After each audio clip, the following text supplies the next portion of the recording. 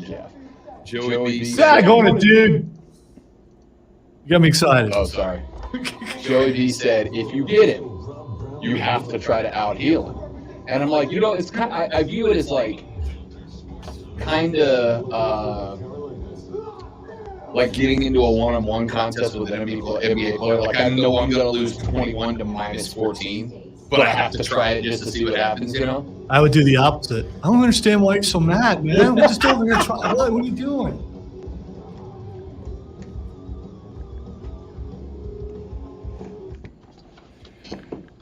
And let me go, ladies and gentlemen, boys and girls, children of all ages. The Rob Brown Show is back on your radio. This is the Fan Upstairs. Howdy, y'all. Welcome in. Great to be with you on a Monday morning. How's everybody? Y'all doing all right? Everybody good?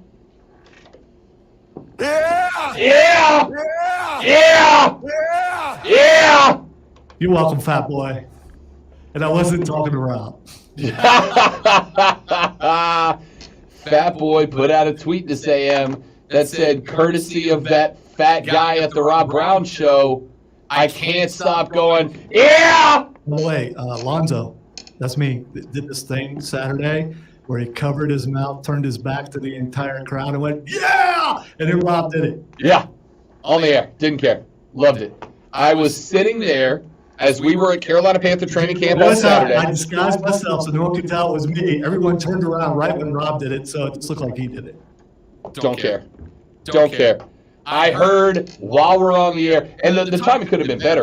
We were talking about Bryce Young and the expectations of the offense. I don't want to get into that here in just a little while, but we're having all these conversations, and I'm getting to the end of a sentence about the fact that, look, I don't think you can judge Bryce Young, like you can't use wins and losses as a measuring stick for BY this year, right? Like it needs to be it's bigger than dubs and L's this year for gauging the success of the number one overall draft pick quarterback. And I was coming to the end of a sentence and I just heard in the background, yeah. So I went ahead and launched into one. Miss Amy, who is she's a doll. She works for the Panthers. She's the one that was bringing us some different interviews and whatnot. And she's the one that I interact with when we're covering and getting me Panthers exclusives. She just went and looked over. And I'm like, I committed. I don't know. It is what it is. Yeah! You could have blamed me. I mean, it's my fault. No, I'm not blaming you. I'm taking full credit for that. It probably shocked you that I actually did it in a crowd. It was surprising. It was unexpected. It was unexpected. And it took... But you did see the smile on my face before I did it, so you knew I was getting ready to do something. I figured. Camp was great. Had a great time out there on Saturday. I, of course, unfortunately, had to jump up out of there as soon as the show was over because I did have Bet for the Cycle Saturday from noon to 4, the nation's best baseball gambling show. But Lonzo stuck around. Lonzo was in the stadium. Lonzo watched practice on Saturday. So we're going to get some thoughts about what the Carolina Panthers look like in their training camp practice on Saturday from the Fan Upstate's numero uno Panther coverer, the great one Lonzo, coming up here in just a few minutes. I am also going to tell you that later on today, we will be giving away another pair of tickets to this Saturday's All Elite Wrestling Saturday Night Collision. It's going to take place this Saturday at the Bon Secours Wellness Arena. Now, not only do we know that New Orleans' finest Ricky Starks will be taking on the best in the world, CM Punk, but it will be officiated by Ricky the Dragon Steamboat. Let's go, boys. Let's go. I don't understand why you keep filling up the Twitter symbol. I mean, why do you keep doing that? Punk had it first. No. Elon's a brand mooch. No, DX had it first. Elon's a DX had it. No, theirs was this. It's still the same. Different orientation of the X. It's still an X. Well, CM Punk, I would like to send that to him, but that's just me. You might get your chance because We got some prospective interviews coming up, including, by the way, I can tell you that on tomorrow's show at 10 a.m. Oh, you finally get to announce it. I sure do. Tomorrow morning at 10 a.m., we'll be joined by All Elite Wrestling's Darby Allin. He's coming on the show tomorrow at 10. We'll talk some wrestling with him. I will also tell you that there is an email in my email inbox right now from AEW pertaining to the rest of our interaction with them over the course of this week. And I could not bring myself to open it before the show started, Lonzo, because I didn't want to get too worked up. Come on. So after the show, we'll take a look at it. And see, no, you just didn't want to be disappointed because there's someone. Yeah, no matter who we get, it's going to be awesome. The list of folks that we now know for a fact will be there Saturday. We know Adam Cole, Bebe, and MJF are going to be there. We know Punk's going to be there. Ricky Starks is going to be there. The list, the card Saturday night is really good, like surprisingly good for a Saturday night offshoot show. I'm pretty daggum pumped about it. It went from when they announced it, like, oh man, like it's SummerSlam night, to worth it to see it in person. So I'll let you know who else we got coming on, but Darby Allin will be coming on tomorrow at 10 a.m. Looking forward to that. And we'll have some other folks joining us throughout the course of the week. We got a lot of other things we're going to get to on the radio broadcast today. There's a very interesting way for me that I have taken in terms of NFL predictions, which is I have very much enjoyed the last couple of years looking at fantasy draft projections for individual players and then putting together what those fantasy projections look like for a skill set of a certain team and seeing if there is any correlation, right? Seeing if there's any correlation, seeing if there's any crossover between expected fantasy production at the NFL level and actual football stats and wins and losses, et cetera, in the National Football League. So later on in the day, we're going to take a look at the fantasy football projections across the NFC South and see if maybe that helps us stack up that division a little bit, because there's a lot of football. Speaking of football, Lonzo, I don't mean to alarm anybody, but in what are you writing down already? Is that a Twitter? I hope that's a Twitter thing. No, it's something I've been wanting to capture in a good way. Alarm. That's what I've been waiting for, and now I have it. Alarm. I don't want to alarm anybody. I have an idea of it's going to be juiced up.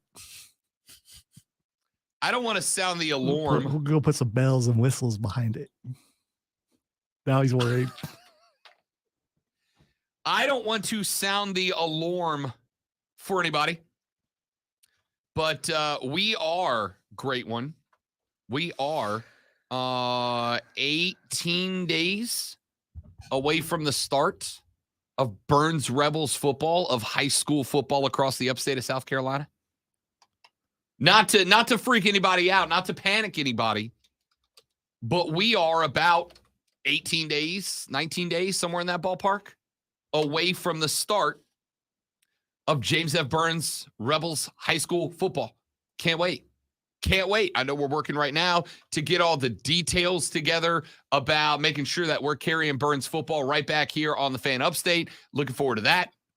And of course, we'll be joined probably, I don't know, we might start next week. We'll get the boys from the Moving the Chains podcast back up in here once a week to talk high school football. We might do that next Friday and do a 2-week preview special. So high school is almost back. You know what else is back in 3 days? Hall of Fame game is in 3 days. God, is it here already? It's on Thursday night. Yeah. Damn, dude. I know. I mean, awesome. Yeah. Let's go. Yeah. Can't wait. Sure is. August 3rd. How did that one slipped right by me? It's all right. I got you. That one slipped right by me. Hall of Fame game on Thursday. which of course means that in a week and some change, the NFL preseason is upon us and the game changes, boys. Yeah, I get it's preseason, but it's don't care. It's still football. Yeah. Don't care. Preseason football, still football. This is what I've said for years, and I'll say it again right now. I don't care. Football is for everybody, okay? There's a place for everybody in football.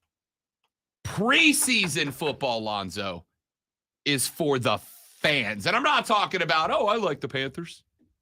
I like the Saints. I like the Bucks. I like the Falcons. No. I'm talking about the fans that if you go, hey, who's your backup left guard? Not only do they know who it is, but they know where he went to college. Hell, some of us where he went to high school. Preseason football is not for fans. It is for fans. It's for the real deal fans. I love preseason ball because preseason ball is where you learn about the team, right? Like we know who the starters are and we know what they're going to do. Although I would argue for Carolina, not really, not yet. Not yet. But preseason ball, you get to find out who are the guys that are going to step up when somebody's got to step up. Preseason football, I'm not going to say I like it more than regular season football. Of course I don't. But damn, it's close because I love finding out what a team looks like when it's not just your superstars. You have the choice between watching a USFL game, an XFL game, or a preseason NFL game. Which one are you watching? Honestly, probably preseason NFL. Same here. Even if it's the two teams that I can't stand, I'm still watching the preseason NFL.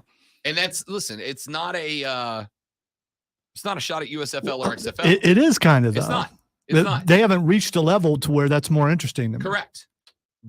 Does it mean that they can't? I don't know. Probably not. I think there's a chance. What I would like to see more of, Lonzo, is we tune into NFL preseason and they go entering the game now. The fourth wide receiver on this roster, he just switched over after signing a contract because of his success in spring league ball on the XFL's Houston Brahmas. By the way, Cincinnati, I believe, just signed a player, a quarterback. Yeah. That was because of Burrow being down. So it is happening. Yeah, 100%. Now, that has always been the goal. The goal is and has and always will be for the USFL and XFL not to be on the NFL's level. That's not the correct goal, right? The correct goal is to be a really interesting developmental league that we check into to see who the next guys are. And the fact that there are, I want to say there's like 9 or 10 USFL players that have signed NFL contracts now, that's kind of the right direction, right? That's kind of, it's to harken back to wrestling. It's kind of what I said about AEW. Your goal is not to beat WWE. That's a bad goal to have if you're AEW. What's your goal? Your goal is to create a different show with a different feel that breeds superstars. And maybe down the line it gets there, but it's a long way off. That's USFL, that's XFL, and therefore I will watch preseason NFL if that is my only option. Because again, if, heaven forbid, Moton goes down on the offensive line, Lonzo, I want to know who's stepping into that guard spot. I want to know who's stepping into that role. I want to know who's stepping into that spot and taking over. And I want to see the guy go. And that's kind of what this is, man. It's kind of what this is. So, Hall of Fame game this Thursday night. Then we are a week away from the beginning of the NFL's preseason. Dude, it's do we get to say it's football season? Does football season start Thursday night? We were at training camp Saturday. It's football season. Yes. Which, by the way, coming up here in just a couple of minutes in the next segment, Lonzo's going to give us a full rundown of practice. Because like I said, I had to bail early to go do Bet for the Cycle. Lonzo was repping the fan upstate on his own very broad shoulders there as our investigative analyst. So we'll get some thoughts on that. I'm going to say, based on the early reports from the great ones so far, Hayden Hurst understands heat and humidity. Without a doubt. He walked out. I was like, that's my guy. Yeah. That's my guy right there. Hayden rolled out in the biker shorts and the crop top. No, you know what he did? He cut off his football pants. Yeah. So they're like jorts, but they're bike shorts, man. But they're football pants. Yeah. And I was You know what I appreciate though? It was all tied together. It was one solid uni. He just did his own accessorizing. I respect that. Had the midriff rocket. Yeah. I mean, I don't know if people knew this, but he used to play in South Carolina, so he understands how to do it here. I did hear somebody say, when did belly shirts become a thing for dude players? And it's like, bro, if I had a six-pack like that guy, you'd lucky if I wore a shirt at all. At all. You know what he wasn't? He wasn't as hot as everybody else. That's correct. I don't know who it was, because I was kind of checking in on the post-practice reports when I got back to the house, but I saw somebody, it looked like they had a hoodie on. No, it was one of those winter like long johns for your head. Yeah. Yeah. I don't know what they're called. I mean, it might as well have been a ski mask, but they're thin. Yes, it was a receiver, and I forget which receiver it was. God, receivers, you guys are such divas. Such divas. Unless he did it on purpose for a photo op, which is a possibility, you know. I mean, did he practice in it? I don't recall seeing it. They had helmets on. So yeah. I mean, that's certified bat boat insane. All right, let's take a break. When we come back here in just a minute, speaking of Carolina Panther training camp, Lonzo was out there on Saturday at practice. He's going to give us a full rundown. We will have an interview with the Fan Upstage chief pantherologist, the great one, Lonzo, when we come back on the Rob Brown Show on the Fan Upstate. All right, guys, got a live read. Stay right there. We will be right back.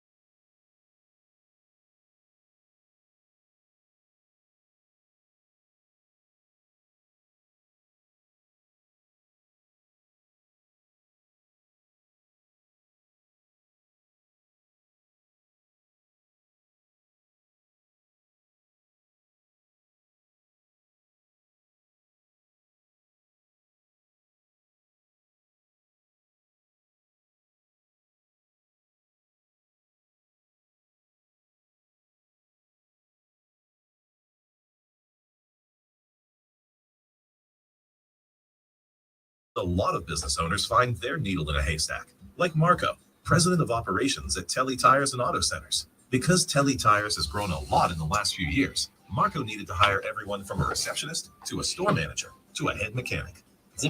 So I brought us back just so you could look at me. I have no other reason. I mean, you know. Here's one of the cool things that you got at Panther Camp.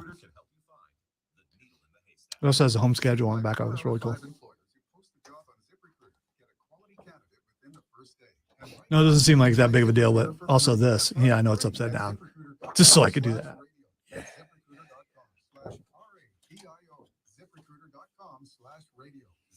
So I had a lot of fun Saturday. If you looked at me Saturday, you would think I wasn't having fun, but I was having fun.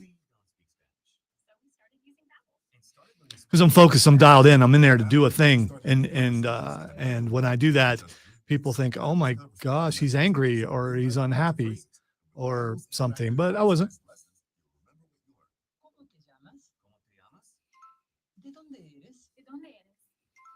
It wasn't as hot as it could have been, though. I mean, it being overcast really helped.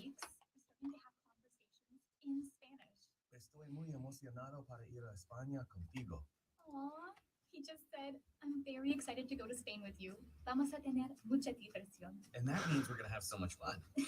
Sí. Gracias, Babbel. Babbel, language for life.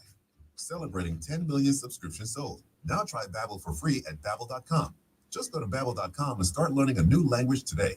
That's Babbel.com. Babbel.com. I'm Mark Ryan, and if you're like me, you're no interior decorator, and you need a bit of help putting together an outfit that pops. I'm beyond grateful I met my friends at Smith & James Fine Men's Clothing because they make me look like Wow, somebody put side by side of Cardi B throwing the ball and Randy Johnson.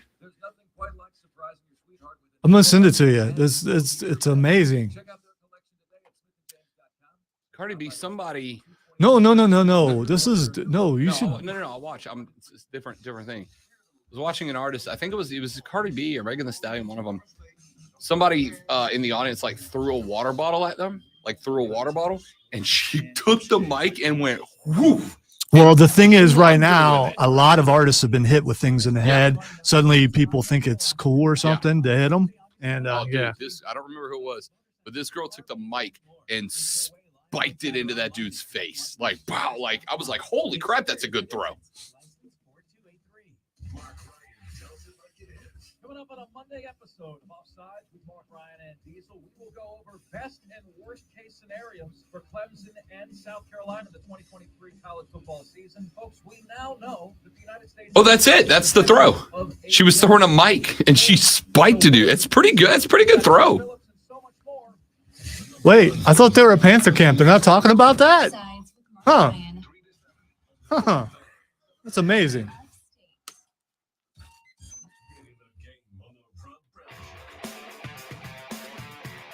The Fan Upstate returns. It is the Rob Brown Show. Rob and Lonzo with you on a beautiful Upstate Monday morning. Thanks for joining us. I saw Carolina Panther training camp.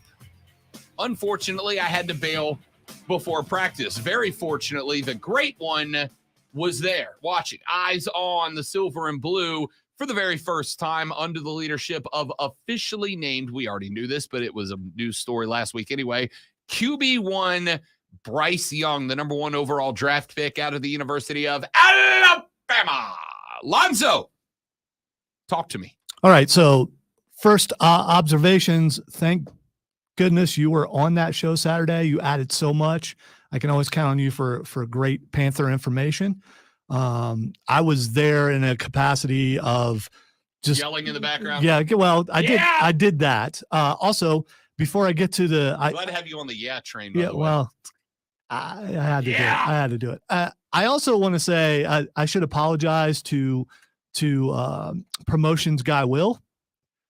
Because I was chastised for something that I did. Whoa, yeah, I was chastised. So Will was in there and he set everything up, and then he left. And he and Corey, who's another awesome guy who does promotions. Yeah, Corey's great. They both are. They switched up. Well, Will didn't have a VIP pass, and he come over to stand by me. And a female officer came over and said, "Is he with you?" and I looked at him. And I hesitated that much. And then I looked at her and said, "Yeah, he's with me." And then she looked skeptical. Like, is he really? And she looked over and Mark Ryan was nodding. But he does that anyway. If you watch him talk when he's live, he just nods a lot. I don't know. It's maybe he helps him talk. I don't know. It could be. But anyway, so I was chastised later on by Will's boss that I probably shouldn't have did that. But it was pretty funny. I mean, it was. Oh, come on. I'm not disagreeing. It was pretty funny. I was just enjoying the whole scene playing out. Yeah, it was pretty cool. It was a hilarious scene from The Office, is what it was. So as I got there and I walked in, I just want to talk about the crowd gathering outside on there are two entrances. One is for the general crowd and one for VIPs and the media. And I parked on that side purposefully because I want to see what the crowd looks like. And the crowd was huge. They were happy. They were excited. The drum line, it just hit right when I walked across the street, walked right past them. And those guys were killing it. And the setup that they always have at training camp, especially for these fan fests, I think are really, really good and awesome for the kids, especially if you have a kid that you're trying to get them into being an NFL fan, or they already are, to go up and be able to do a lot of that stuff and interact. I think that's awesome. And the NFL does a good job with that all over the country, but I think the Panthers do it best. So probably because it's the only one I've been to. So I'm going to go with that. Them doing it best. The VIP thing was pretty cool. If you ever get a chance to do it, because you get access to some things that other people don't, especially being able to walk to the entrance when the players come in and things like that. That's awesome. And for the first time this year, because I've been going to these things for over a decade, for the first time, I've really noticed how much the visitor side was full. It usually is not. I'm usually like sitting over there not by myself, but in an area where there's no one at. And I was surrounded by people, which was pretty cool. That means there's a lot of people excited about this team. And the other side, the home side, which is where the general admission is, that was pretty full too. I took some pictures and put it up on my Twitter page, Lonzo on Word, because I wasn't there working. I was just there. And I'm sure other people who were there working, I'm sure Diesel and Mark Ryan probably got some really good pictures up there. I didn't notice. So real quick, I want to jump in because I'm trying to paint the whole picture here before we sure. even get to practice. For sure. And I want to talk about that briefly because we had this discussion about it, and I think you are spot on, but we had a discussion about the level of excitement, the level of interest, because this is the third year we've gone to that event. And it's always been a good crowd. Listen, even when the team's bad, any NFL team's going to bring fans because, hey, it's football and we love it. But there was and I don't usually get into this because I'm not Mr. Intangibles, but there was for sure, Zoe, a much more tangible electricity, like a lot more tangible optimism amongst the fan base from the minute they opened the door. So I got there. The show started at 9. I got there about 7:30 because I like to make sure that if the promotions guys need any help, if the on-site engineer needs any help, if there's any issues with the equipment, if anybody needs to run to the Wally World and pick up a piece of gear or a cable we forgot, I like to be available for that. So I got there about 7:30. The doors to this event didn't open till I think 9:15, 9:30, something like that. And when I got there at 7:30, there were already Panther fans lining up to get in, both the stadium itself and the Jerry Richardson Indoor Arena. And then when I left, because when the show was over at noon, I had to run straight to the car and get out, or excuse me, when the show was over at 11, I had to get straight in the car and get back to the house for Bet for the Cycle. When I was leaving, Zoe, the entire Wofford campus, because where we were to where I needed to go to get on the interstate to get back to Taylor's, the entire campus, every road I came to, I had to stop to let 20, 30 people at a time cross the road. It was friggin' packed. And it's always been a decent attendance, but yesterday felt like you were going to a football game. All right, so here's what it reminded me of. It reminded me of the Cam Newton days.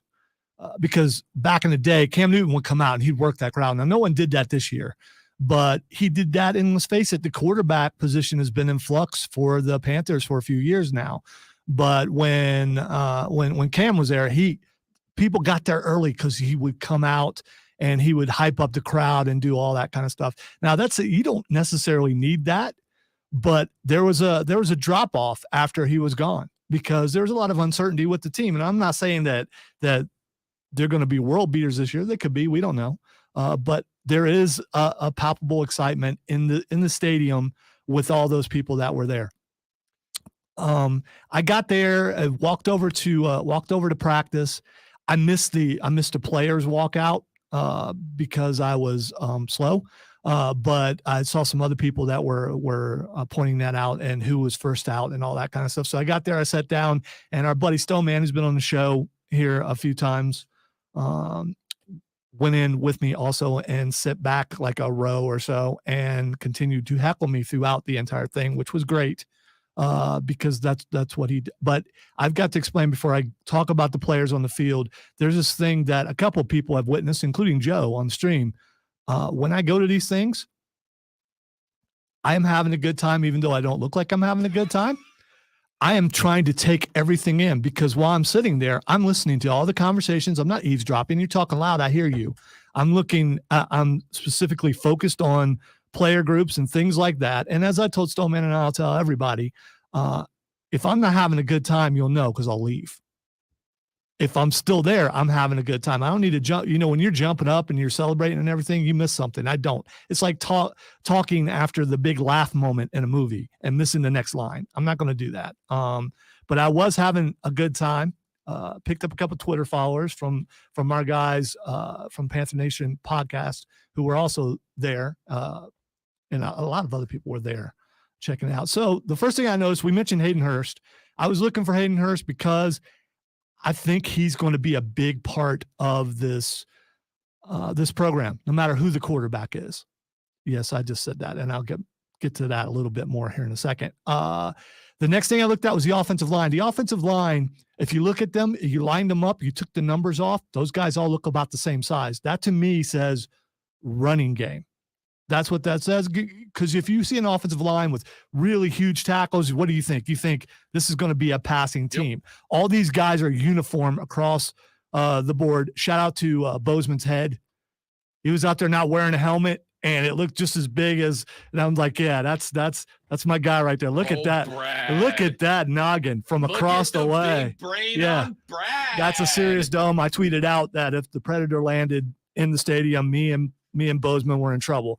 But the line is set up to be a running team for sure. They look interchangeable. They look really good. I know most people are watching the receivers, the DBs and everything, but I check out the offensive line first because it's very important. We saw that last year.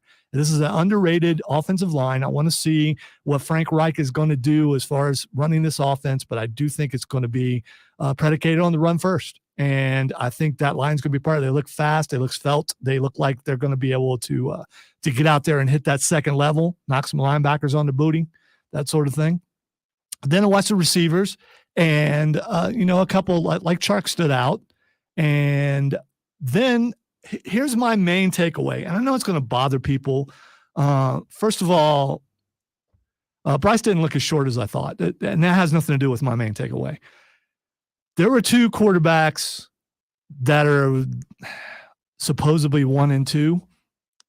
Dalton looked better. And here's the thing. I know this is like the end of the first week of practice there for Bryce Young, but they've had OTAs and things like that. Dalton looked more accurate. Dalton, I thought, hit the bigger plays, the bigger passes downfield. Bryce to an interception. There were some things that really concerned me. And again, I know it's just practice, but I am concerned about Bryce right now after just watching one practice. And it could have been an off day. Absolutely could have, because I've heard that he's been really good all the other days. And I'm not trying to be negative. I want him to be out of this world. I do. But Dalton is the vet who's been around for over a decade or so. He knows how to do things, and you could tell. And you could tell that Bryce was a rookie at least Saturday. So there's a couple of things that jumped out at me here. First off, I love the analysis about the offensive line, and I don't think you're wrong. Now, I don't think that means that the Carolina Panthers are committed to being a run-first offense from wire to wire. Now, I think if they're a run-first offense and they surprise us, because remember, Lonzo and I did our schedule breakdowns, a week and a half ago, and I think I said I have them going like 3-7 through their first 10. It's a tough start to the schedule for Carolina. You got 2 division games out of the gate. You're on the road at Atlanta, a lot of people's dark horse. You're home, but you're home against the Vegas odds-on favorite to win the division, the New Orleans Saints. But then it's Miami and Detroit and Seattle. It's like a pretty good run of teams there. So it is not going to surprise me for the Panthers to be a heavy run-predicated team early in the season. And then if and when, fingers crossed, Bryce Young figures it out and becomes a much more comfortable NFL caliber quarterback, for the Panthers to then rotate into the more traditionally Frank Reich pass-oriented offense. But I think that is an evolution that takes place over the course of the season. But I do find it interesting that Lonzo was saying, if you look at the offensive line, it is built like a run-first offensive line. It is not built on protecting the edges primarily. It's built on, we want to make sure that no matter where we stick the football into the arms of the running back, no matter where we send him, he's going to have a consistent blocking caliber ahead of him. And I think there's something to be said for that. I will also say about Bryce Young, Lonzo, there's an apprehension and also a little bit of everybody pump the brakes. I am not surprised that Andy Dalton looked better. How many years has Andy Dalton been going through training camp? Exactly. He understands how things work as far as training camp goes and all that kind of stuff. Right. So it's an acclimation period. Hopefully that's all it is for Bryce. There was a story that Frank Reich told at either the first or second day of camp about BY. And he said that he was walking down the hall and was going to a team meeting, and he saw Bryce Young. And Reich told the story that it was the first time that he had seen Bryce Young look rattled, to the point that he's like, uh-oh, what happened? And he said, I went over to BY, and I'm like, bro, you don't look good. What's wrong? You look shook. What's wrong? And Bryce's biggest problem, the thing that was giving Bryce a reason to panic in that moment, so was that he did not know if he was going to have time to move his practice clothing from the washing machine to the dryer before the team meeting started, because he didn't want to roll up into the team meeting at the time it was scheduled. He wanted to be there early. He's a first in, last out kind of guy. So he didn't know if he was going to have time to get to the washing machine, flip the clothes over from the washing machine to the dryer, and still be the first one in the room for the team meeting. And he's like, look, he's a person, right? Like, we all talk about him as this cerebral assassin. We should, because that's his quarterbacking style. If he ain't that, he ain't nothing. Said his first time he looked rattled, and I'm comfortable with it, because that's a very rookie reality, right? It's a very rookie reality to be figuring out how things work, how the scheduling works. You want to be the first one into the team meeting, but you also have other objectives and priorities to knock down. What does kind of concern me a little bit is that BY had a really good set of OTAs. I asked the question last week, why is BY being called QB1 by Frank Reich before training camp starts such a big deal when he was named QB1 before the end of OTAs? Frank Reich had already said he's QB1. Now, here's what I want you to remember. We'll start with BY also had a bad day on Thursday and a bad day on Friday.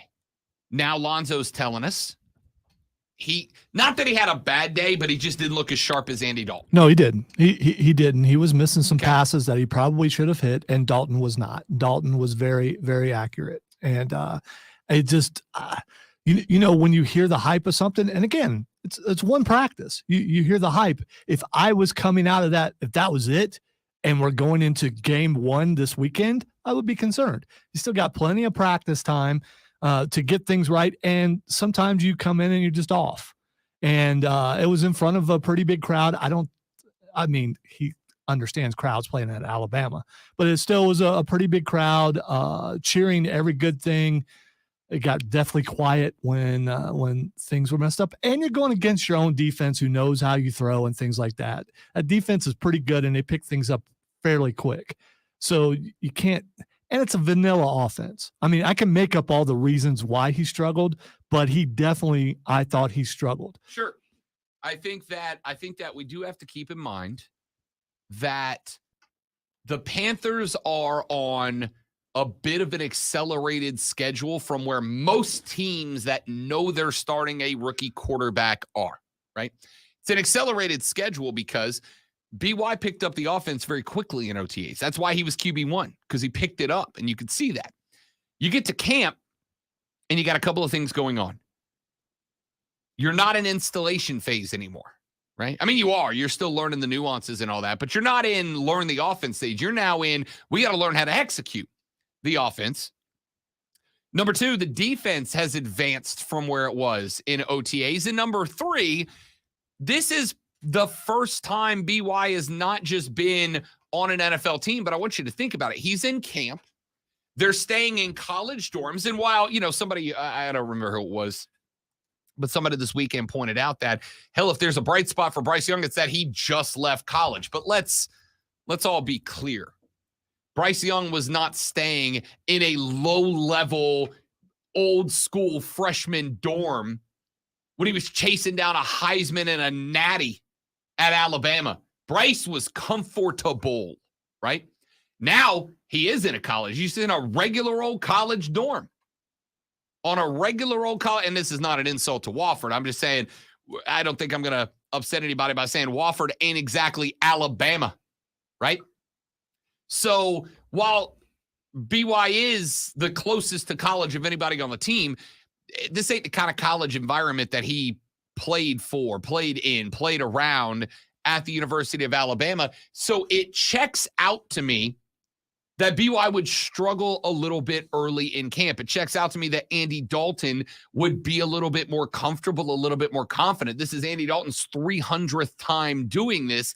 It's BY's first 3 days.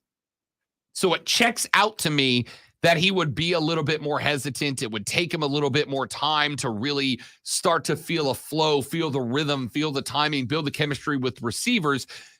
I won't have a problem, Lonzo, unless we're having the same conversation next Monday. We're having the same talk next Monday.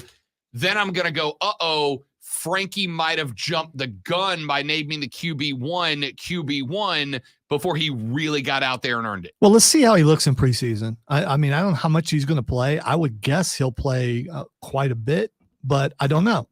I think that's a true test when you're playing against someone else. And also when they practice against the Jets. How does he look against DBs that are not his? How does he look against a pass rush that is not his pass rush? How does he look against all that? I think that will be a better judge of it. Again, I'm just coming from 1 day's observation. And by the way, a Jets defensive backfield that's pretty good. Sauce Gardner was rookie of the year caliber. Quincy Williams is a guy that a lot of teams tried to get signed before he ended up in New York. Jordan Whitehead can fly around a little bit at strong safety. I agree with you. Like I said, I'm not pushing the panic button on Bryce Young yet. By the way, neither am I. Yeah. It's short practice time. Yep. And there's a vet on the team. New environment. Done it a bunch. Yeah. Yep. So there's all that. And you're going against your own defense and they know you. Yep. That's it. So I'm not panicking yet. But if, and that's with a capital I, if Lonzo and I crack the mics exactly 7 days from today and we go, BY had a bad week at QB1, then I'll start being concerned. But I said something earlier I want to hit back on. Dubs and L's are not the measure of the success or panic or failure of Bryce Young this year. I'll tell you what it is when we come back on the Rob Brown Show in the Fan Upstate.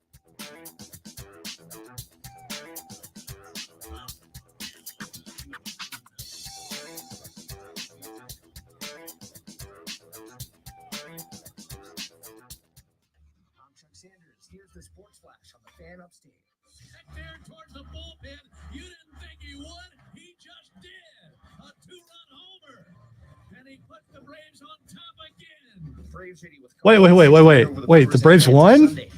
Swept the Brewers No. How could that happen? because the Brewers are awful. Okay. I knew there had to be a reason. We can't beat good teams. We beat all the bad teams. We got swept by Boston. We lost 2 out of the 3 to Arizona, 2 out of 3 to the White Sox. So Atlanta's what, in 5th place now? Atlanta has the best record in Major League Baseball. Okay. All right. So maybe, But again, it's against all the bad teams. Okay. All right.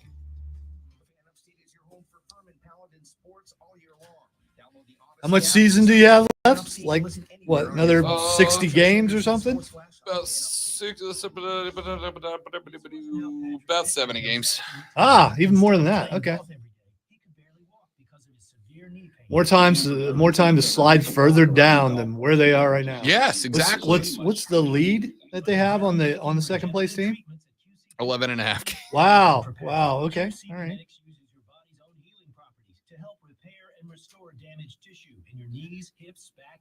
People say I'm negative. I mean, come on. The turnaround's been amazing from where I was to where I They did do this passing drill where they had like 4 cones set up, and it's kind of the things you see at the combine where you turn, and so they hit a corner, catch a pass, hit another corner, catch a pass, and it's probably, I don't know, I want to say 6 to 8 feet each, so it's really, really quick. I thought that was cool, and then they let some kids do it. Hey, Rob Bradford here. I have set out on a mission with my good friend at FanDuel to prove what I have known for some time. Baseball isn't boring. Now I have a daily podcast to prove it with some of the most notable people in the baseball world, screaming baseball isn't boring from the mountaintops, or at least agreeing to players, managers, Cody. yes, even the commissioner of baseball, Rob Manfred. I'll have to say after the show. Actually, I don't know that I'm supposed to say it on here. Join the revolution. Subscribe and soak in. Baseball isn't boring. Get some inside info later. You guys aren't. You almost got some inside baseball. AM radio provides always-on news, sports, talk, traffic, and weather reports. It also delivers vital emergency information when your community needs it most. A new bill in Congress. So Darby just phoned? What's that? Darby just phoned? Looks like it, but he told me he was going to ask and see if there was a chance he could do StreamYard. And tell Congress to support the AM Radio for Every Vehicle Act. Message and data rates may apply. You may receive up to 4 messages a month, and you may text stop to stop. This message furnished by the National Association of Broadcasters. DQ presents. That's the sound of someone seeing the DQ $7 meal deal. And that's the sound of someone deciding if they want the original cheeseburger or 3-piece chicken strips with their $7. So I had this experience earlier. I don't know if this has ever happened to you guys. I walked out of the studio and there were a couple people talking, and they went deathly quiet.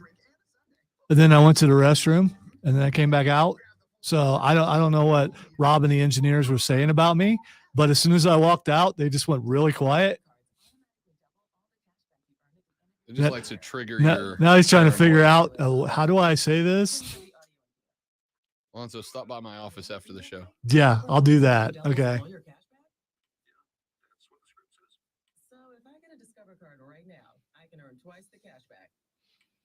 You know, you would think the same thing if you walked out and suddenly everyone. It's especially Rob got quiet. If Rob, I mean, it's like, oh, I'm always quiet. that's kind of messed up. Now, if you guys did it on purpose, that would be hilarious. But you know, then I walked into the bathroom, and I could still, as the doors closing, I could hear the conversation just suddenly pop back up as soon as I hit that corner.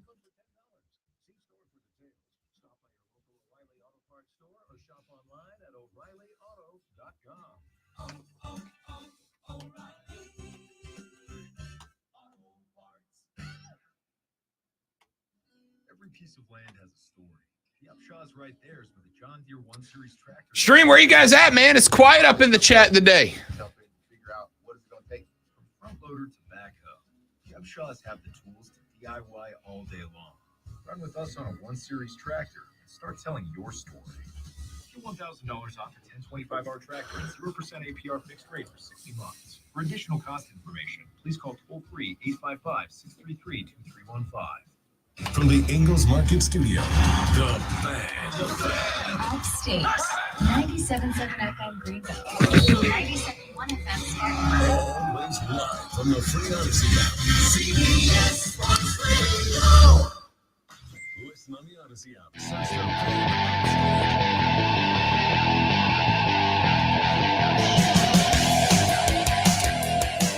Wrapping up hour number 1 of the Rob Brown Show here on the Fan Upstate. Rob Lonzo with you. Yeah! Yeah! Yeah! Yeah! What is the metric by which we should gauge the success or the failure of QB1 BY for the Carolina Panthers? And I'm going to tell you, the one that we should not to start. The one we should not use to judge the success or failure of Bryce Young is wins and losses, okay? For a couple of different reasons. Number one, the Carolina Panther team is going to be good. Not any better than that. The ceiling this year is good. There's a lot of things that still need to be worked on for the Cats. There's a lot of elements of the team that still have to be improved. It's going to be good at its ceiling, real bad at its floor, but I'm thinking we go ceiling, not floor here. Wins and losses are not the metric by which you should determine whether Bryce Young was the right pick or not. Again, we look down the schedule. Panthers on the road, Saints at home, Panthers at Seahawks, back home for the Vikings, on the road at Detroit, on the road at Miami. That's a real tough opening to the schedule. And then you've got the Texans. It's a winnable game. The Colts is a winnable game. The Bears is a winnable game. The Cowboys, I don't know how good they're going to be or not. So you say the Texans is a winnable game. What if CJ Stroud comes out with the Texans and they win more games than the Panthers do, and Bryce Young struggles? I'll be shocked, but not because of CJ Stroud and Bryce Young. It's because the rest of the Texans is a dumpster fire. CJ Stroud could be the greatest rookie quarterback in the history of the league, and that Texans team is still less than 500. Well, there's no 500 anymore. They're on the wrong end of 8-9 or worse. If he's the best rook ever, they're still not that good because the rest of that team is terrible. All right? So, wins and losses are not the metric that I am going to measure the success or the failure of Bryce Young with. Completion percentages. That's the number I'm looking at, completion percentage. Now, a real good quarterback is sitting around 72%. An average quarterback sitting around 68 to 71%. Everybody else below that. Bryce Young's style of play is very cerebral. It's mental. It's like Peyton Manning used to be. I know where I'm going to beat you before you know you've been beat. That style of quarterback. For that style of quarterback to work, that completion percentage has got to be very high because it tells me he's making the right throws to the right guys in the right places, and he's doing it with precision. Now, a lot of quarterbacks, I don't freak out about completion percentage unless it's like dramatically low. For BY, it needs to be above 71%.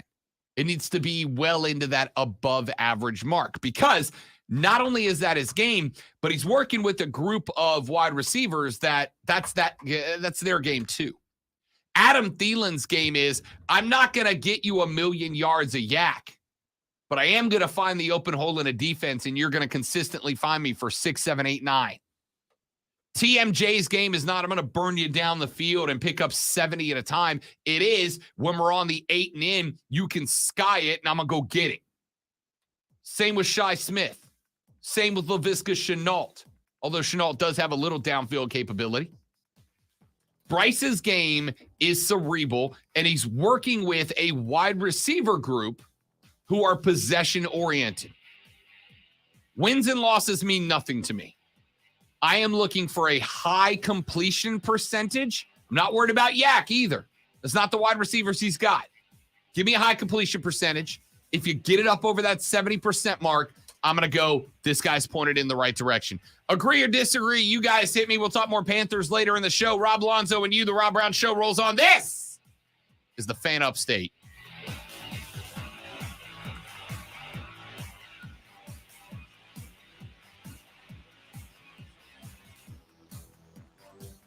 There you go. Love it. Yeah, I did see that it was ticketed this year. It has not been ticketed in years past, if I recall correctly. I think it was just open. This year it was ticketed, and I think they know it's because they were going to have all the people showing up. And Lonzo, all the people showed up. They did. And a good time was had by most. Because I can't speak for everybody, but I can speak for most.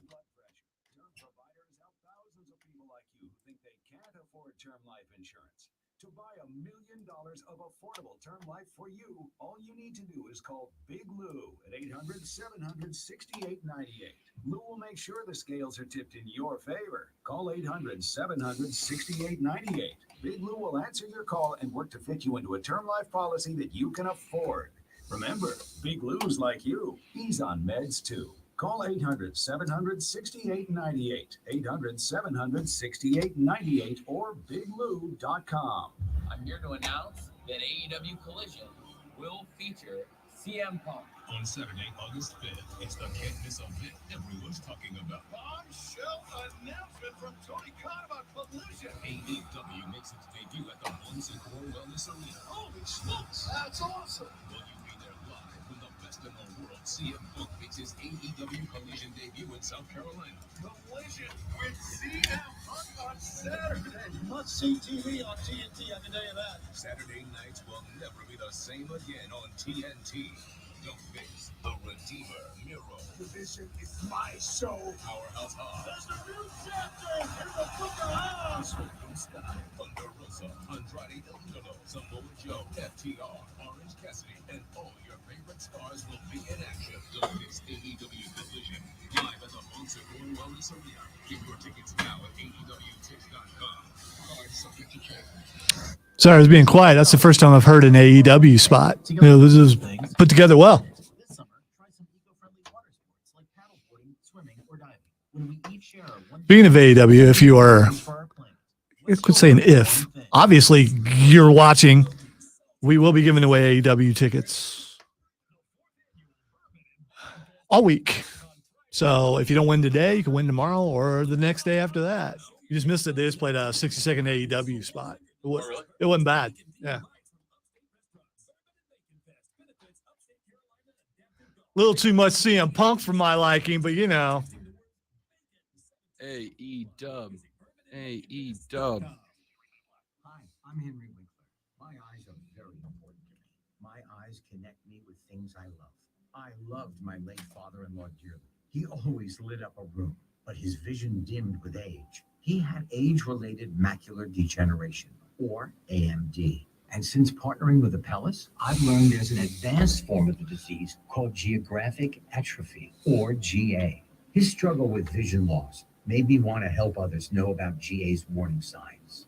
For some, straight lines seem wavy, like when looking at a door frame. For others, blurry or missing spots can make it hard to read or see loved ones' faces. Many have trouble seeing in low light, making driving at night difficult. GA gets worse over time and cannot be reversed. If you've been diagnosed with AMD and notice vision changes, don't wait. Talk to your eye doctor about GA today. Learn more at GAWon'tWait.com. That's GAWon'tWait.com. The Rob Brown Show, now 19. We're talking with Rashad Beard of the Panther Nation podcast. I got a message yesterday from a cat that said, BY got some balls batted down. Doesn't this show you that the concerns about height are justified? And my answer was no. People need to not panic right now about that, right? No need to panic about that. If you watch the practices, you can see that the pass rushers are not going full speed at the quarterback. So what do? They stand back, they put their hands up. And I'm not looking into it. I saw a batted ball at practice when I went, not a big deal. Everybody's looking to jump on the, he's short trained. You're looking to find some sort of excuse to pile on about Bryce Young. Let's just witness greatness and stop complaining, stop looking for something to complain about. Damn, Rashad got a little heated right there for just a second. Listen, man.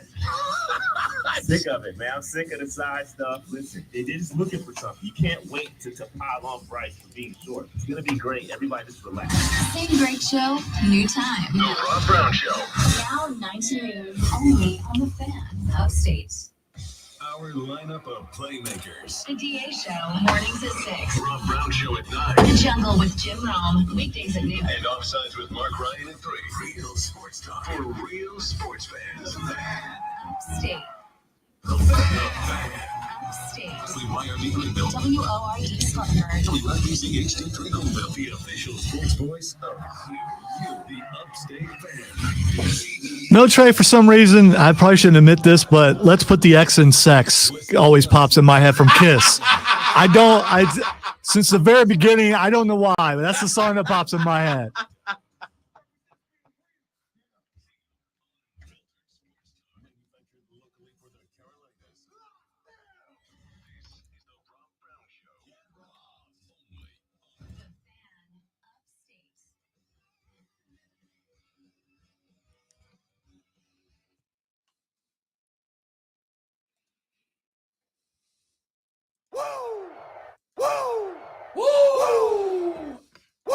Our numero dos of the Rob Brown Show goes now. This is the Fan Upstate. Welcome back, y'all. Good to have you with us.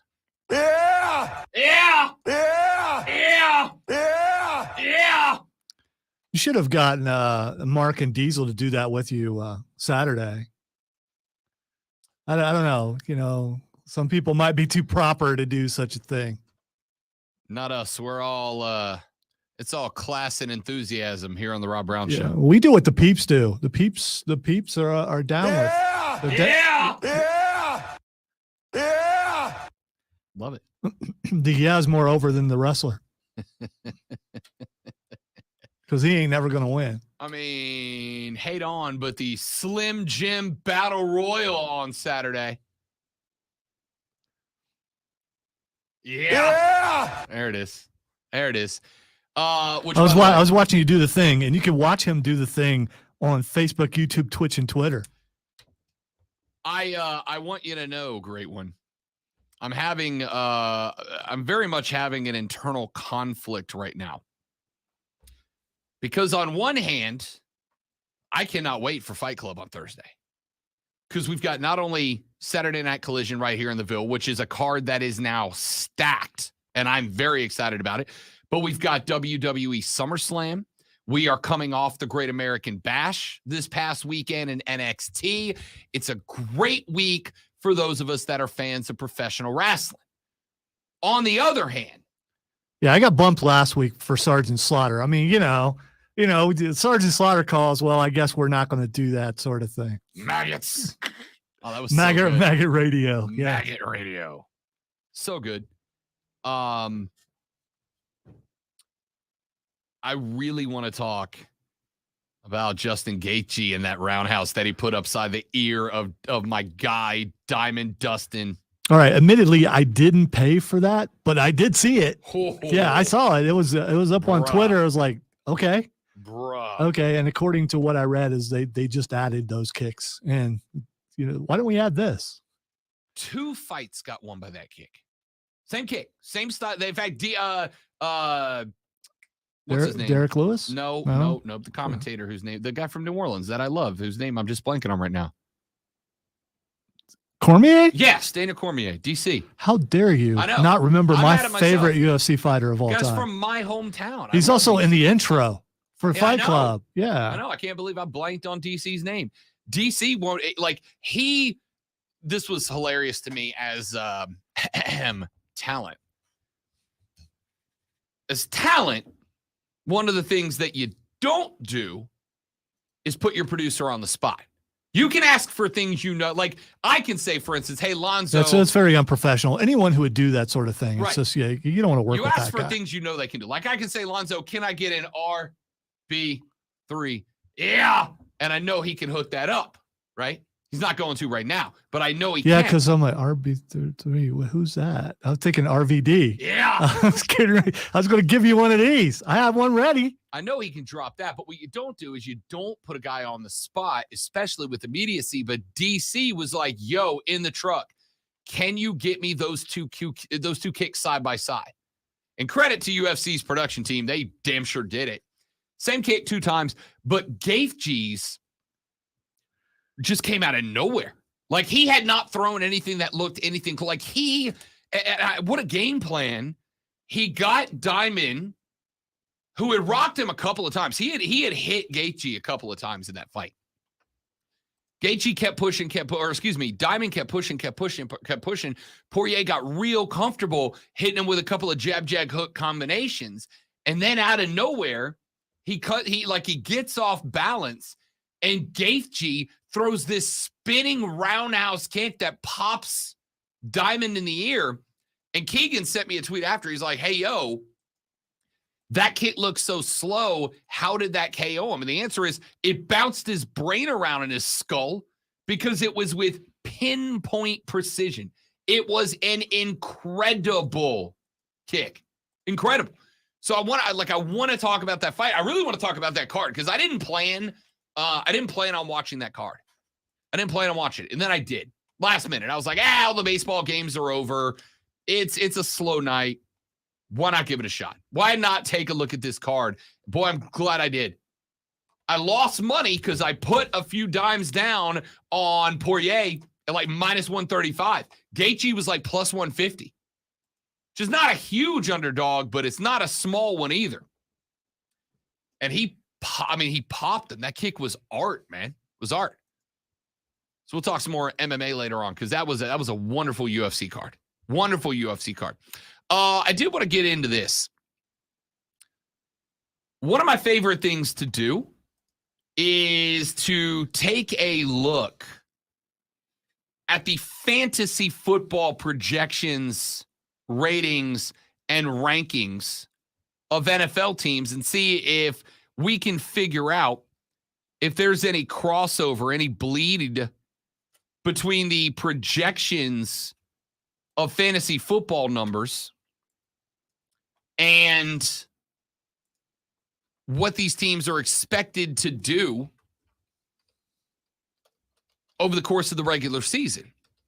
So I sat down for a little bit on Sunday because Sunday was an off day, y'all. I did get to see up close and in person, Lonzo, the largest cargo plane flown by man today, up close and personal. It was actually very cool. And then after I dorked out over the big airplane, I went home and I did some fantasy football stuff because I have also decided I'm going to play fantasy football this year. That's a pretty big commitment with all the jobs you have and everything. I know. So you're not going to just like autofill and then not pay attention to it the rest of the year. I'm going to draft. We're going to do the whole thing. I'm going to do fantasy football this year. I'm not even excited about it. I don't even want to. It's that I got invited into 2 leagues. One of them is a charity league. The other one is being run by the fellas and the ladies in the office for the Swamp Rabbits. And I feel like I got to claim superiority in that office, right? You should. Yeah. So I'm going to give it a shot this year. It's the first fantasy football I've played in, I don't know, a dozen years or so. So I went home and I'm like, let me just go ahead and start getting ready because our fantasy football draft's in like 2 weeks. Like, let me get this thing together. Let me get ready. By the way, you guys might very well help me put my draft list together. Texter on the carpros.com text line 71307. Start your text with FAN. Texter says draft all Chiefs players. Otherwise, disrespect, man. It's disrespect. Yeah, you don't want to do that. No, actually, you do. I want you to be disrespectful to the Chiefs. Wait, go right ahead. Did you see your boy Kelsey throw a punch? Hey, don't come in there with that stuff. What do you mean don't come in?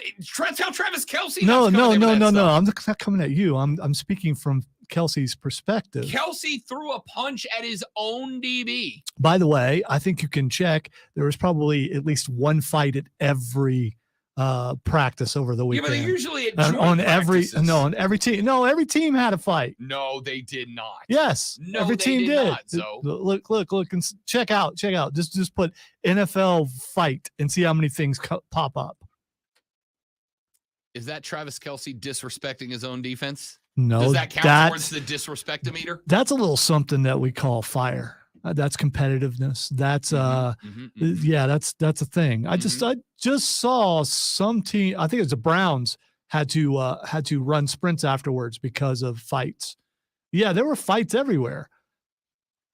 From what I understand, because I left a little bit early from Panther camp, that there was a fight at Panther camp on Saturday. Was there? That's what I heard. Yeah. So fights everywhere. You may want to, you know what you're doing here, though. You're singling out Kelsey and the Chiefs and being disrespectful. It's happened everywhere else, but you decide to go with that team and pick that team that's fighting. So I just, it's horrible. I can't believe you went there. Just disrespect.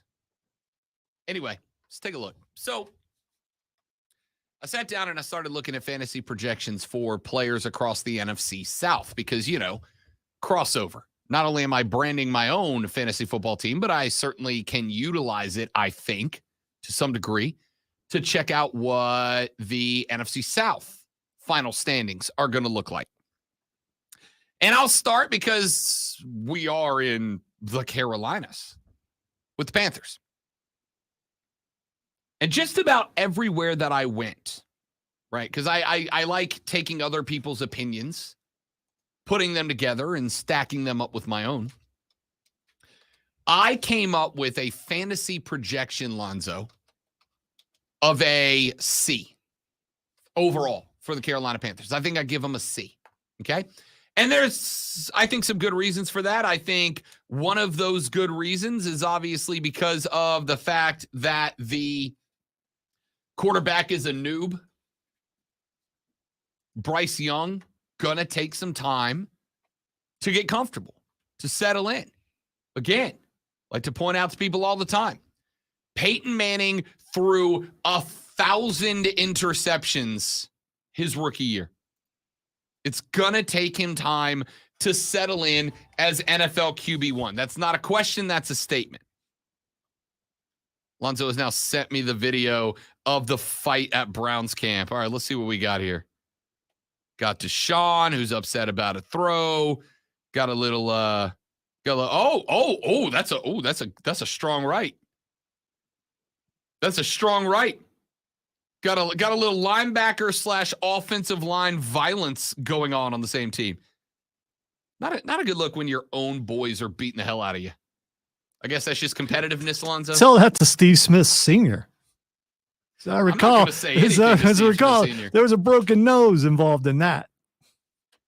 I'm not saying anything. Somebody told me Steve Smith Sr. was at practice on Saturday, and I'm like, yo, if that dude comes in here, I'm shutting up. There ain't but like 6 NFL players all times I would not talk to. Vontaze Burfict is one of them. Joey Porter's on that list. Steve Smith Sr.'s on that list. By the way, I only sent you a couple, but I just typed in on Twitter or X NFL training camp fights. I know, but it's not as funny to pick on you about your team. Well, I'm just proving your disrespect. When we're raising that trophy at the end of the year, I'm going to look at you and go, yep, it's your fault. Disrespect national champions, Paul. All right, so I think I'm going with a C for the Carolina Panthers here. All right, rookie quarterbacks, bad bet for fantasy numbers without a doubt. Now, here is the good news. Good news is a lot of confidence in Frank Reich from just about everybody, right? I think the majority of people, I'm not going to say consensus, but I think the majority of people believe that Frank Reich got a raw deal being fired by Indy. And I have said how many times Frank Reich got fired. Why? Because he was bad at his job? No. Frank Reich got fired because Jim Irsay's losing his damn mind. And wouldn't you know it, he helped me out this week. How did he help me out this week? Because after all of the conversations about running backs in the NFL, Jim Irsay decided at the end of last week, oh, by the way, who's the number 1 fantasy running back right now in football? It's Jonathan Taylor of the Indianapolis Colts. Hey, Jonathan, stop by the bus after practice. JT said a number of times, he wants a new contract. He wants to be the highest paid running back. And frankly, he might deserve it. All right. He's got the majority of the pass catching skills that McCaffrey has, but he's a bigger, thicker back. He's got not quite the same between the tackles talent as Derrick Henry, but he ain't far off and he's got more versatility. This guy is maybe the most valuable running back in the National Football League. He wants a new contract, and rightfully so. And Jim Irsay comes out and says a whole bunch of passive-aggressive crap about running backs. This is supposed to be a Panther segment, but I forgot about the Irsay thing, so I got to do it now. Comes out and he's like, oh, running backs, they're getting greedy. They're not negotiating in good faith. We built the CBA with the players, and the fact that running backs are doing all this noise making is a bad look, yada, yada, yada. And then Jonathan Taylor, according to hashtag sources, requested a trade from the Colts. Yeah, I don't want to be here no more. Then Jim Irsay comes out and goes, yeah, we're not trading that guy. I think it was either Shefty or Rappaport or both that reported that Irsay said, we are not trading Jonathan Taylor. Not today, not tomorrow, not in August, not in October. We're not trading John Taylor. And then that story sat for a day. And the next day, the story comes out that the Colts are considering putting Jonathan Taylor on the non-football injury restricted list, effectively removing him from the roster, but creating a situation where they don't have to pay him anything this year because he, won't be playing football. And then John Taylor comes out yesterday and is like, yeah, they said I have a back injury. I don't have a back injury. Whoever said that's lying. Jim Irsay, Lonzo, is actively trying to burn the Colts to the ground. He also said, I saw this morning, but I don't have the direct quote in front of me, that, 50 years or 100 years from now, no one's going to care about, him or Jonathan Taylor. It's just, what it comes down to, Jonathan Taylor has a contract. If they don't want to play him, they can just not play him. Sure can. Whether that's a smart thing to do or it's not, but they can do that because he has a contract that he's supposed to play for them. So if he's not playing, then he's not playing. Yeah. I mean, look, do the Colts have any expectations of doing anything this year anyway? I'm not so sure. They would have had a better shot with him on the field, but that's what it comes down to. This ain't, for the most part, you can't do what they do in the NBA and say, I want to trade. It happens every once in a while in the NFL, but not as much as it does in the NBA. So, I mean, Irsay seems so stubborn that even if someone come up, hey, we're going to trade you Patrick Mahomes for him, he would probably say no. Yeah. Jim Irsay. So the point of this is circle back to the Panthers because I'm good at my job. The point is Frank Reich didn't get let go at Indianapolis because he was bad at his job. He got let go of Indianapolis because Jim Irsay has gone from an owner I really liked about 5 years ago to, what the hell is this guy doing? This guy's entering Jerry Jones territory at this point. It's a bad look, man. It's a bad look. Anyway, Frank Reich's a good coach. As Lonzo pointed out earlier this AM, the offensive line for the Carolina Panthers looks very stout. These are the two most important things towards determining if a rookie quarterback is going to be at all talented. Then we take a look at the skill position players. I'm going to tell you right now, I am very tired of the Miles Sanders disrespect. All right? Tired of it. Miles Sanders was a big reason. I'm not saying Jalen Hurts wasn't. But Miles Sanders was a big reason that the Philadelphia Eagles played in the Super Bowl last year. Miles Sanders is also a really good pass-catching running back who I genuinely think was underutilized by Nick Sirianni in Philly last year. You know who really likes to use running backs in the passing game? Frank Reich, who, by the way, has not said that he won't be calling the plays. If Frank Reich is calling the plays, Miles Sanders is going to be played the way that Christian McCaffrey was played by Ron Rivera. That's the type of ball player that he is. Tight end, Hayden Hurst. Lonzo and I both love this cat, all right? Not just because he was the one dude that showed up heat ready on Saturday on this team. He knows what he's doing.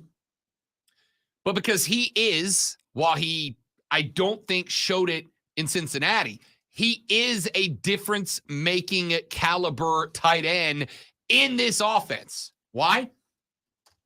Because you need as many distractions as you can. Unless DJ Chark upgrades his vert game to stretch the field. The more targets you can have running in on a collapsed defense, because a lot of defenses will be collapsed against the Panthers, the more targets you have running around against zone setup defenses like Carolina will see very frequently this year, in my ever so humble yet frequently correct opinion,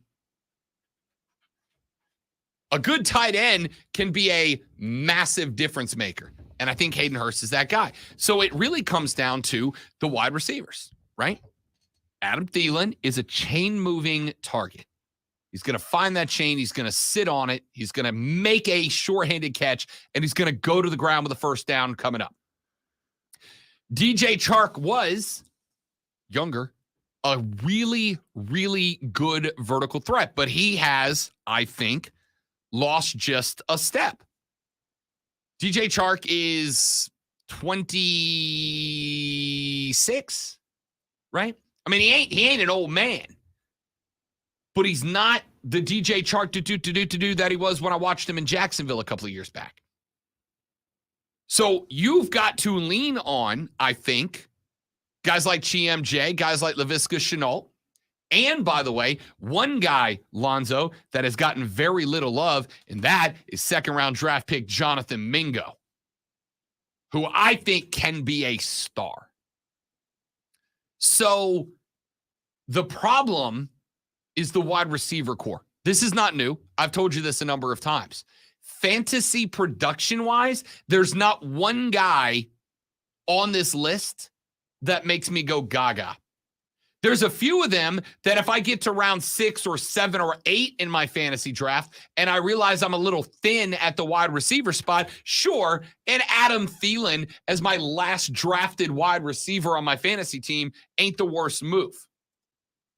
TMJ could, if he used the way I think he should be, could be a massive red zone target that hauls you in maybe a TD every other week or so.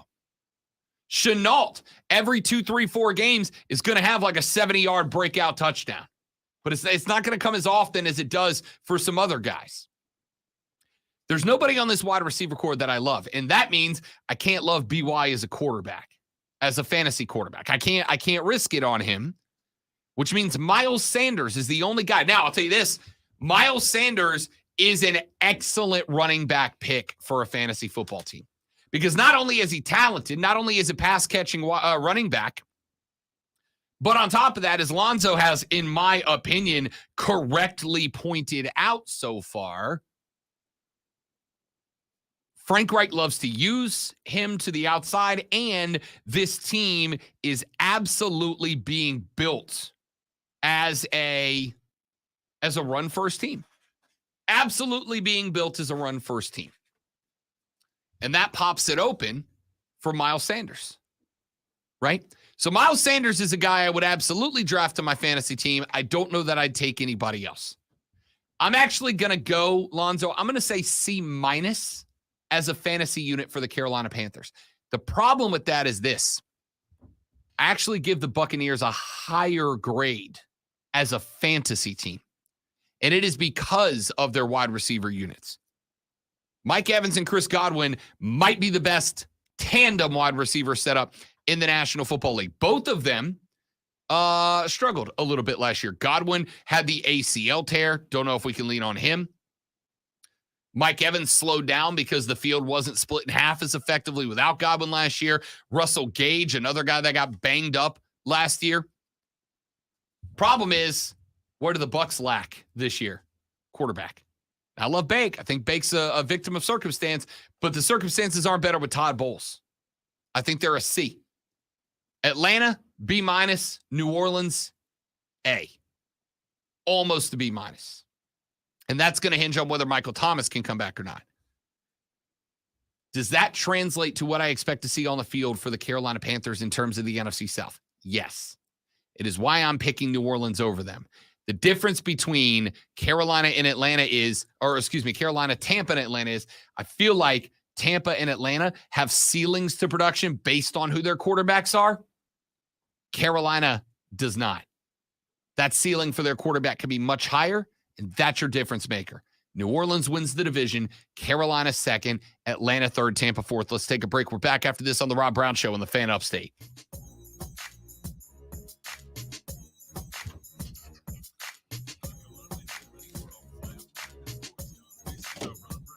A wild ride. We wild, yo. Bruh. Carolina's most trusted forecast on the Fan upstate. Sunny skies today with a high around 91. Tonight mostly clear, low 68. Tuesday sunshine, high 88 degrees. And Wednesday sunshine, 87. Thursday chance for storms, a high of 80. The meteorologist Jennifer Wojcicki on the Fan upstate. Currently it's 80. Miles says on the football, and maybe the Eagles fought off the Chiefs. Yeah, I mean, yeah, that's how football works. Lonzo's coming back to tell you how disrespectful that was. No. There was silence at the beginning of that card. No, the disrespect would be that he said chefs, not Chiefs, but you know. He did say chefs. Right. Okay. The race to both one of the league's best offenses while the Yankees leave something to be desired. This is a short price for one of baseball's better teams, so ride with the Rays tonight. At Granger, we're for the ones who pay attention to every little detail. The ones who fuss, tinker, and sweat the small stuff. Because you know the tiniest thing can make the biggest difference when it comes to keeping business moving. We get it. We're the same way, offering access to product experts to help you quickly and easily find what you need. So whatever your industry, you know you're always getting professional grade products. Call, click Granger.com, or just stop by.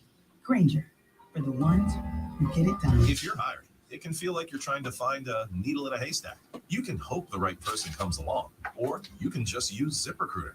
And now you can try it for free at ZipRecruiter.com/radio. In fact, ZipRecruiter has helped a lot of business owners find their needle in a haystack, like Marco, president of operations at Telly Tires and Auto Centers. Because Telly Tires has grown a lot in the last few years. I have not watched any yet, Joey B. I will tell you that I am not excited, but will be going for the 3 a.m. Team USA women's kickoff.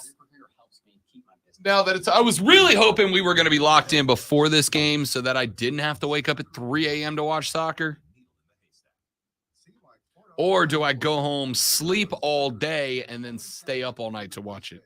And right now, you can try ZipRecruiter for free. That's right, free at ZipRecruiter.com/radio. That's ZipRecruiter.com/RADIO. ZipRecruiter.com/radio. Come in here sleepy for Darby Allin. We're going abroad for the first time in years. To Spain. Just because the groundskeeper needed a Snickers bar 25 years ago. Great googly moogly. Teaches you real-life words and phrases. And with Babbel's interactive bite-sized lessons, you'll remember what you learned. ¿Cómo te llamas? ¿Cómo te llamas? ¿De dónde eres? ¿De dónde eres? When you learn a language, you want to actually use it. Babbel is designed with that goal in mind. In just 3 weeks, we're starting to have conversations in Spanish. Estoy muy emocionado para ir a España contigo. Aw, he just said, I'm very excited to go to Spain with you. Vamos a tener mucha diversión. And that means we're going to have so much fun. Sí. Gracias, Babbel. Babbel, language for life. Celebrating 10 million subscriptions sold. Now try Babbel for free at Babbel.com. Just go to Babbel.com and start learning a new language today. That's Babbel.com. Babbel.com. Mad World Haunted Attraction is back and bigger than ever. Don't miss the largest ticket sale of the season, Friday, August 18th, when all tickets will be 35% off. Explore your way through the elaborate haunted house trail. Play our 18-hole ghost town mini golf, axe throwing, and carnival games. Enjoy food, bonfire, roaming characters, and fun for the whole family. 35% off all tickets for one day only, Friday, August 18th. Tickets are valid for any day we're open. Save big online at MadWorldAttractions.com. WORK Work News Radio. Next up, incidents of pressing all the elevator buttons unexpectedly spike on Bring Your Kid to Work Day. But first, the latest on a team lunch that wasn't Great ordered through googly moogly. I'm in the break room where lunch that was previously announced on the way has now been downgraded to hopefully soon. Fingers crossed, Michelle. Fingers crossed. Newsflash, it's hard when the food is late, but at Easy Cater, we make hard easy. With food for work delivered on time and is ordered from over 100,000 restaurants. Order 24/7 at EasyCater.com. Let's be real, mopping is a hassle. You have to fill the bucket, pushing a wet, heavy mop around, then cleaning the mop when you're done so it doesn't grow bacteria. A hassle on top of a hassle. Try Swiffer Wet Jet. With Swiffer Wet Jet, you start with a fresh pad and cleaning solution every time. And when you're done, you just toss the pad. Swiffer Wet Jet, The faster, easier, cleaner way to By the way, I forgot to mention a bunch of kids in the crowd were there for Bryce Young, including a kid that was sitting close to me. Featuring vehicles, boats, motorcycles, RVs, and more. Bid your way live on-site or online at jeffmartinauctioneers.com. Experience the difference. License 4283. Coming up on a Monday episode of Offsides with Mark Ryan and Diesel, we will go over best and worst case scenarios for Clemson and South Carolina the 2023 college football season. Folks, we now know that the United States is in possession of alien life forms. So what is the future? We've got Chris Phillips and so much more. Number one for real afternoon sports talk. Yeah, I discussed you Saturday night too over that. Didn't put your name on it, by the way. You just so. I'm coming on next Saturday. Your mind would just break. Well, of course, the following Saturday, because we're going to pick this Saturday, and you're going to face the wall that following Saturday because you're going to lose.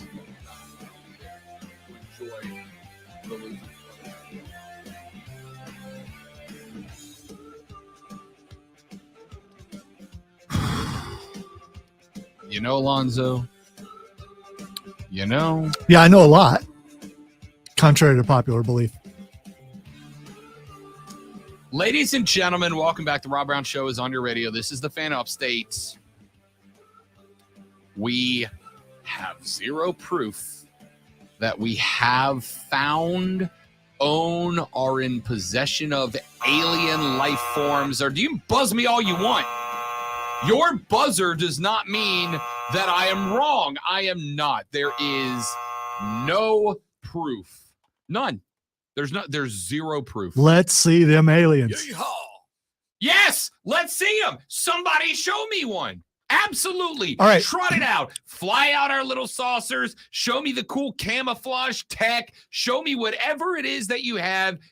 Please, I'm begging you Rob, all, stop saying things with definitiveness that ain't definitive. If they bring out the bodies, you first will say, well, that's special effects. That's not real. You won't believe they cut it open. If you're there, you're holding the scalpel and you cut the alien body open, you're still not going to believe. You are the most Thomas that I've ever met in my entire life. Because what is it? It's extreme claims require extreme evidence.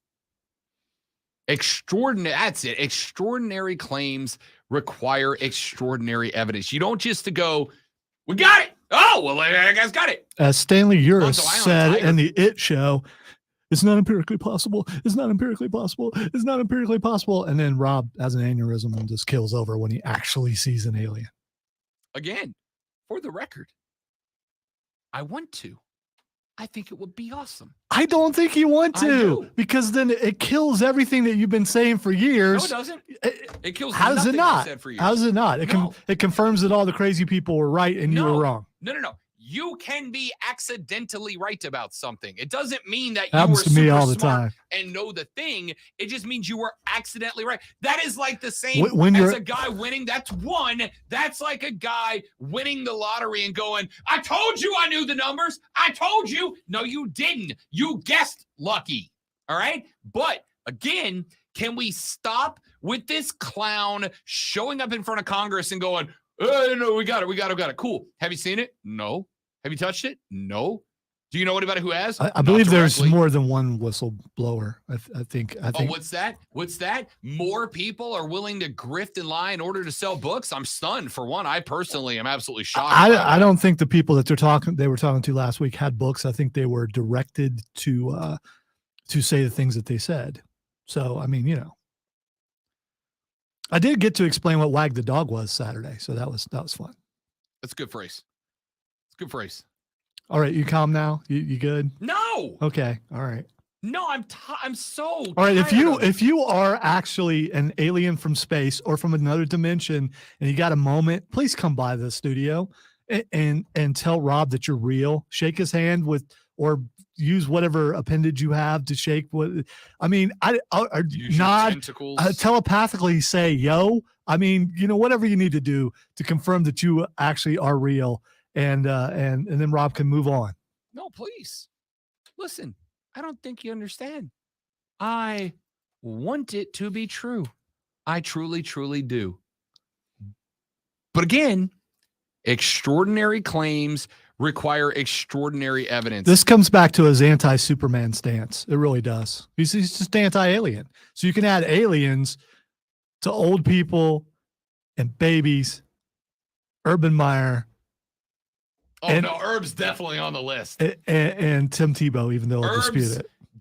I'm sorry, Tim Tebow fans. There we go. Definitively on the list. All right. Let's not. James said a clown in Congress might need to be more specific. Yeah, that's a fact. Well done, James. That's good text. Well done. That's a good text. I very much approve of that text. All right, let's get some more stuff in here on the show. Yeah. That'll always get us back on track. Just a little bit of yeah. Arch Manning. Arch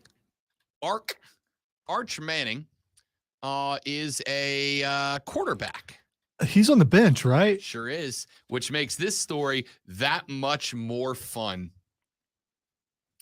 Arch Manning is a quarterback, you idiot, who is a backup quarterback for the University of Texas. Arch was going out there and he was going to save Texas football. I'll tell you what. She goes on out to Texas, and then this old boy, Quinn Ewers, shows up. Now, Quinn right there, Quinn's the real deal. All right. Texas Longhorn football is back, baby. Last I checked, he had awesome hair. I hope he hasn't cut it yet. I'll have to look. Anyway, Arch Manning is a backup quarterback at the University of Texas, and Arch Manning has had a Prism black card made by a company called Panini. You mean like the Like paninis? the sandwich, yep. Okay, all Yep. right. They released a 1-of-1 Prism black card that is autographed by Arch Manning. Of course, Arch of the royal Manning family, football's only royal family. Football has more than one royal family. Whoa! So Arch autographs the card, and it gets auctioned off. Panini auctioned off the card. Now, full disclosure, all the proceeds from the sale will benefit a Central Texas nonprofit with the help of St. David's Healthcare and St. David's Foundation, which is very cool. Along with the card itself, the winner of the auction is going to have a meet and greet with the Texas Longhorns backup quarterback, as well as, quote, catch passes from him and take part in the check presentation for the proceeds. Well, he ain't got nothing else to do because he's might be the only practice he gets. He's on the bench. So yeah, there's that. The card has just become Panini's highest priced selling card of all time. They've had one card so far that broke the six-figure mark, Lonzo. They sold a 1-of-1 Luka Doncic National Treasures card that sold for $100,000. Texas's backup quarterback just saw his Prism Black card signed, Lonzo, for $102,500 for a card of the backup quarterback at the University of Texas. Now, I bring this up for two reasons. Number one, to tell you that if you got $102K to buy a football card, I got some worthwhile causes you can throw some money at, like the Rob Don't Want to Be Po No Mo Foundation. I've heard of that one. Yeah. I work hard for it. The Rob Don't Want to Be Po No Mo Foundation is a foundation established by me just now to get me money. You never know when an idea is going to pop in your head. It sounds like a worthwhile cause, though. I think it's a good one. I really do. I think I genuinely think it's a real good one. So, if you would like to subscribe and donate to the Rob Brown Po No Mo Foundation, just find me outside and hand me money. Don't do that, by the way, because that would be. Don't do that. It's illegal, and I would go to jail. Yeah, well, it's especially illegal in radio. Yeah. So yeah, don't do that. So this, which by the way, Arch is running this auction as part of his name, image, and likeness deal that he agreed to when he signed with the University of Texas back in the 2022 class. He was the number 3 prospect overall, obviously the son of Cooper, the nephew of Peyton and Eli. The auction is for charity, but Manning's NIL deal with Panini, I can't get over they called a card company Panini. Who signed off on that? Wait, nope, I got it. Panini Press. No. It's the Panini Brothers. Yeah, it's Panini Press. It's Because you Panini- press Panini Brothers. print stuff. Panini Brothers. Lonzo just made up characters in the back of his head, and they're not going anywhere. Yeah, they look a lot like Tony D and Stacks for some reason. I don't know why. So the NIL deal is going to, on behalf of Texas's backup quarterback, ladies and gentlemen, make him a bunch of money. And this is precisely and entirely why I'm on board with NIL. Okay?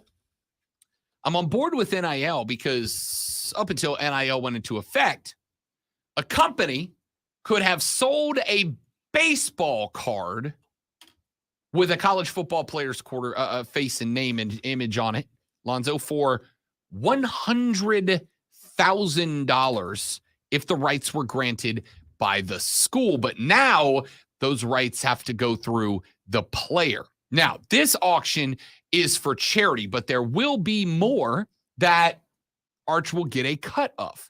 And the only reason that anybody out there is spending $102,500 on a baseball card is because of the person that's on the baseball card. Nobody's buying that card because, hey, this kid plays for Texas. They're playing because it's this kid who plays for Texas. No, they're buying him because of his last name. any other guy sitting the bench is not. You're not going to get that kind of money out of the card. Could not agree more, and I'm totally fine with it. By the way, the Panini Brothers is actually a band out of Virginia. Is it really? South Mountain Lake. They play jazz and folk. Jazz folk. They're on Spotify. They have 1 follower, so I don't know how good they are. Got 2 now. Yeah, check it out. Now I've just got jazz folk playing them. Okay. This is, ladies and gentlemen, this is precisely the reason that I am good. The right part fell out of my pen. Again? I can't find it. It's pretty small. I found it. It's on the floor. Okay, so he's now going down to the floor to pick up the. This thing is, man. Yeah, Rob dropped something. I know it's shocking, but It's not supposed to. It's not supposed to do that. How'd you break it out? Is it one of the new ones? It just fell out. Yeah, this is brand new. No, I'm super not pleased about this developing situation. You should take it back and get your dollar back. I got it on Amazon.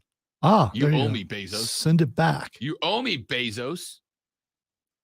I could just stop throwing the pen around. You could do that, but this should be more durable than what it is. So Arch gets a deal. He does this one for charity. He's going to get more down the line. Ladies and gentlemen, this is precisely why I'm on board with NIL, because in previous iterations, while it has not happened before, it could now. If the school would have said, yeah, you can print some cards and we have the rights, the players would not have been able to get anything. Now, Arch is going to be able to sell trading cards with his name on it for money I can't wait to doesn't pick go up- into the pockets of not Arch. I want to pick up the card for the backup left guard on that team. I bet that's got to be worth a lot. $750. This is why I'm on board with NIL. Kids. All right, you talked about Arch gets a cut of things sold because he's Arch. I get all that, and that's not going away. People who want to dwell in the past and say, I remember how things used to be. Well, they're not that way anymore. I'm just curious about why you mentioned it. Why would you buy that? I mean, if I'm gonna pay that kind of money for, unless you're just doing it because it's going to go to charity or something. I get it, but this one is because charity A and B, you get to go out and work out with Arch, which is, Okay, if you're all a right. big Arch guy. but what? So you're just hoping. All right, I got this. You're hoping that one of his uncles show up. or even Cooper, because Cooper on the commercials is great for the Caesar commercials. Cooper's yeah, great. yeah, he's a star of it. But still, I mean, to have that kind of disposable income to be able to throw that out there just in case somebody might show up. 100K. But again, whether or not it's because they thought Peyton or Eli might show up or Coop himself shows up, maybe they're hoping Archie shows up, the king of football. Whatever the reason is, somebody was willing to knock down 100K. Maybe JB Smooth might show up. That dude kills me. I love that dude. 100K for a shot at catching a football from Arch Manning. Yes, Arch should get a cut of that. That's why NIL's good, you guys. Let's take a break. We're back after this on the Rob Brown Show in the Fan Upstate. Cool. I'm also, if you All right, guys, hit the restroom. Be right back. I'm Chuck Sanders. Here's the Sports Flash on the Fan Upstate.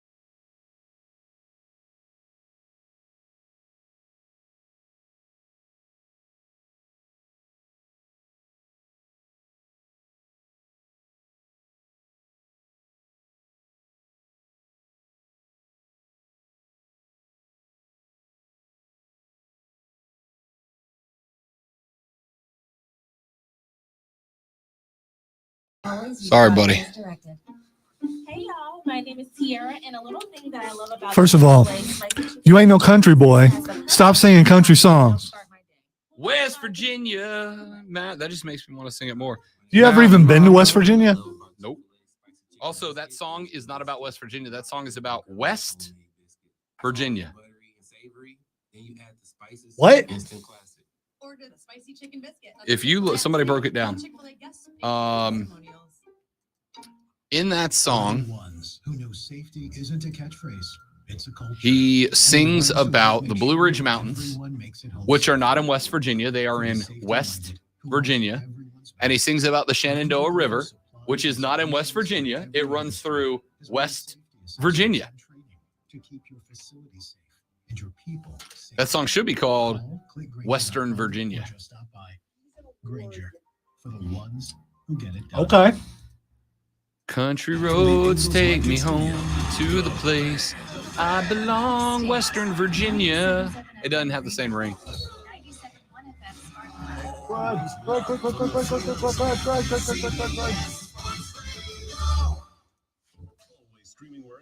Stay in there.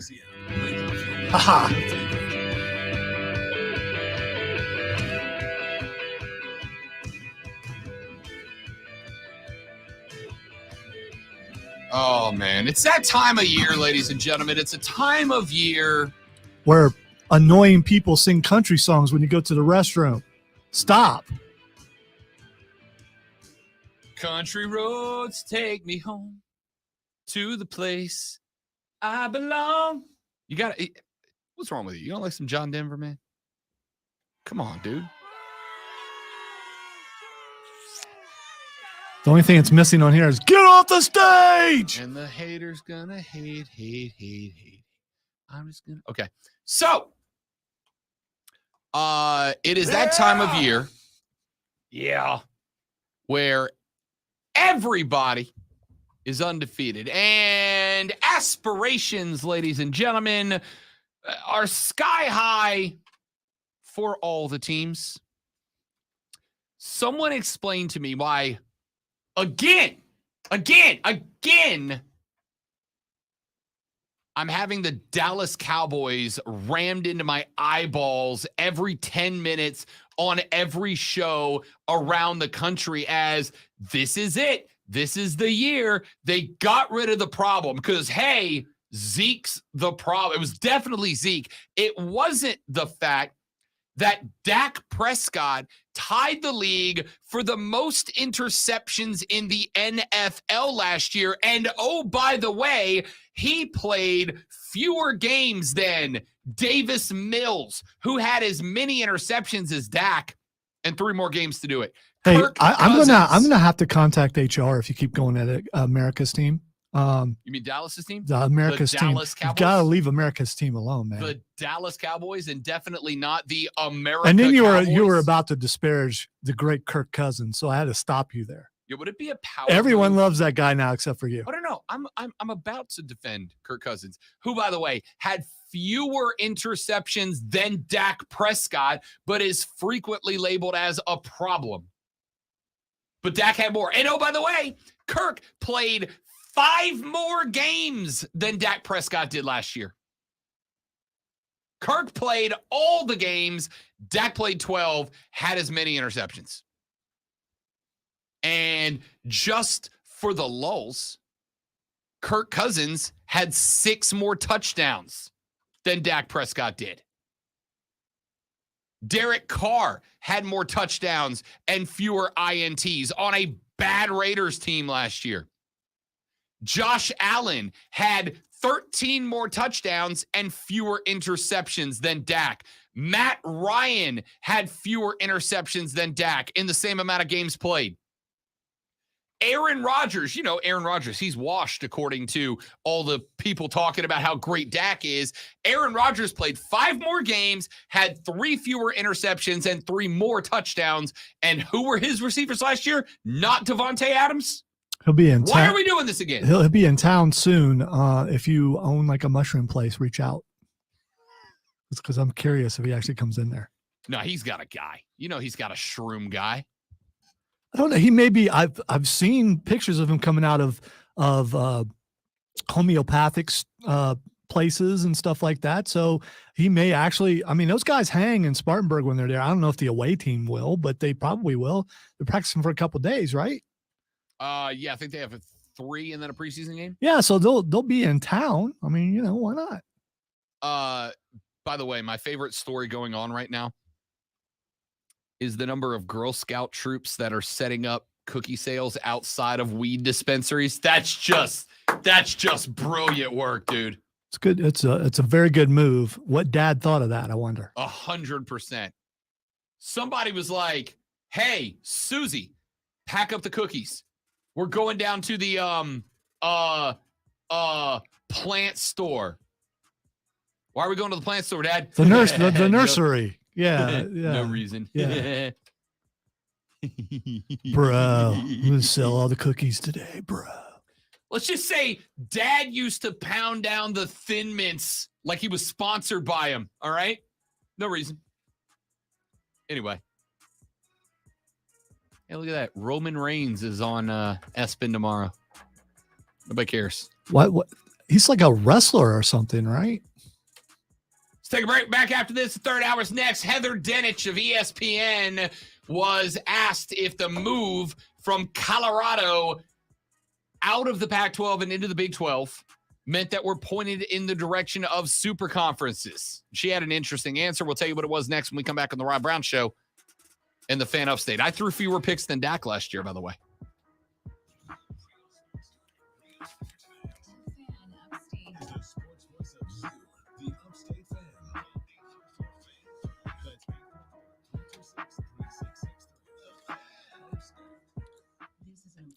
Just a reminder, we do have tickets that we need to give away. Let's do that going into the first break, if that's okay. Going into the first break? Okay. You know, like if you're like on stream, about 11:20 or so. Warning. Yeah, about there. I mean, if you want to go, you got an advantage over the people who are just listening on the radio because you know when we're going to do it and they don't. Until we tell them, but you know.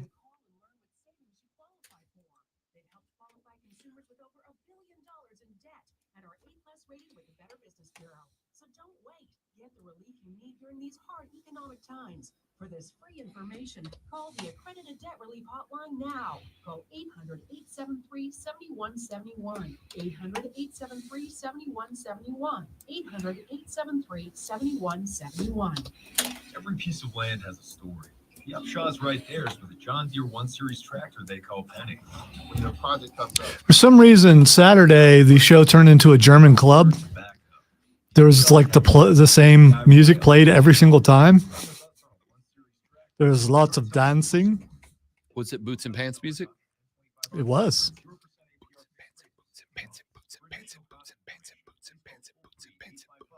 Probably the only show that can get away with that on, but you know.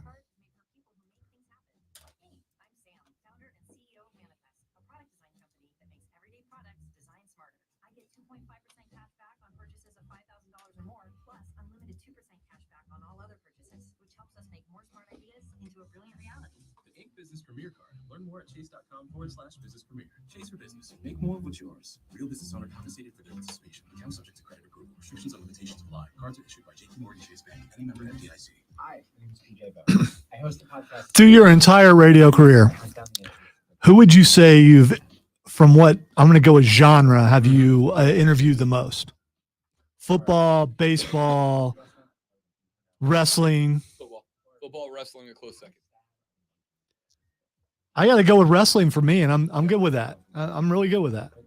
Football, wrestling, a close second. No, I'm including pro and college. Right. Football. Football's football. Yeah. Now, if you made me split them up, I would say probably college football 1, wrestling 2, NFL 3. But if I'm combining football, I'll say wrestling 2. I would say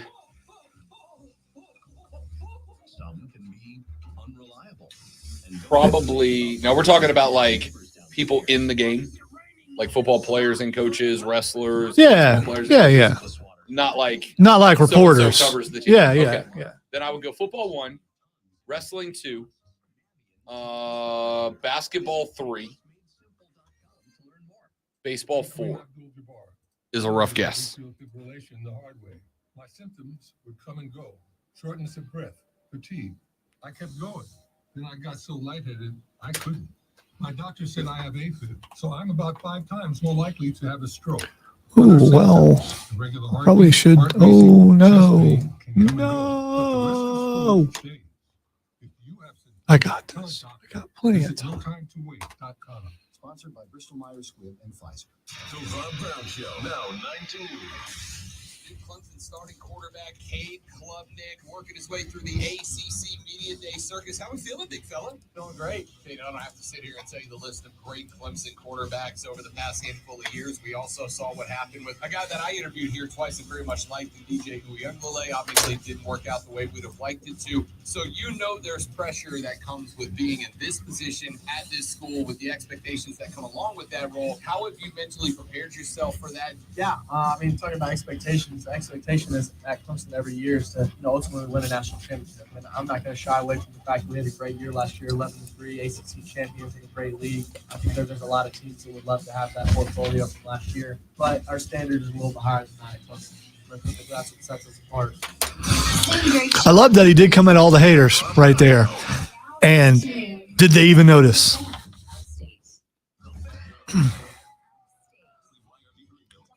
Because a lot of places, that was a pretty good season.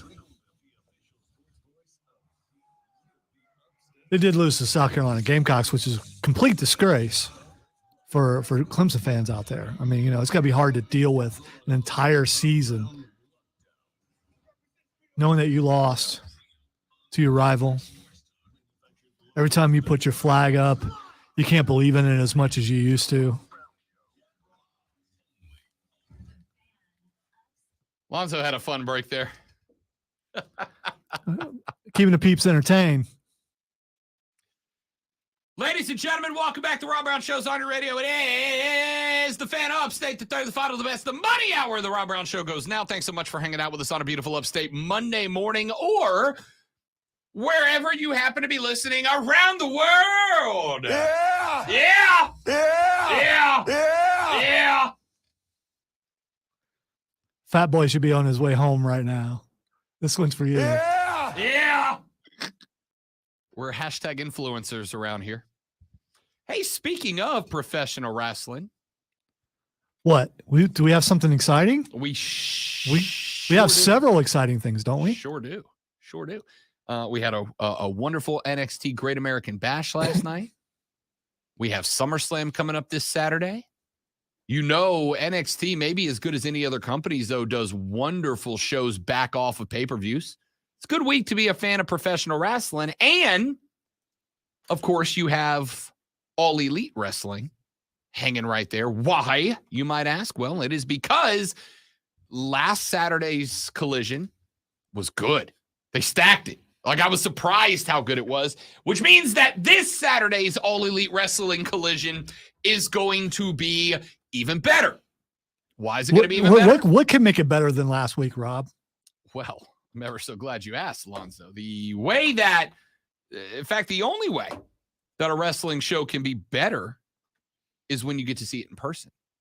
I don't know, this Saturday night, August 5th, when All Elite Wrestling presents Saturday Night Collision live at the Bon Secours Wellness Arena in downtown Greenville, South Carolina. He's so happy he can do that again without having to worry about, getting looks. I did one at the very end of the show on Thursday. Yeah. I hit it on the way out and got some. The longer ACC Media Days went on, the more you would hear a radio dude here and there pop off because they're like, screw it, it's my last segment. Yeah. It was good. Anyway, you talked about the best thing about AEW being live at the Well this Saturday is that we're going to be giving away tickets. That's the best. So not only is it here, but you could go for free. Not Rob because he paid for his tickets, but sure did. Sitting ringside, baby. Can't wait. I'm a kind of a big deal.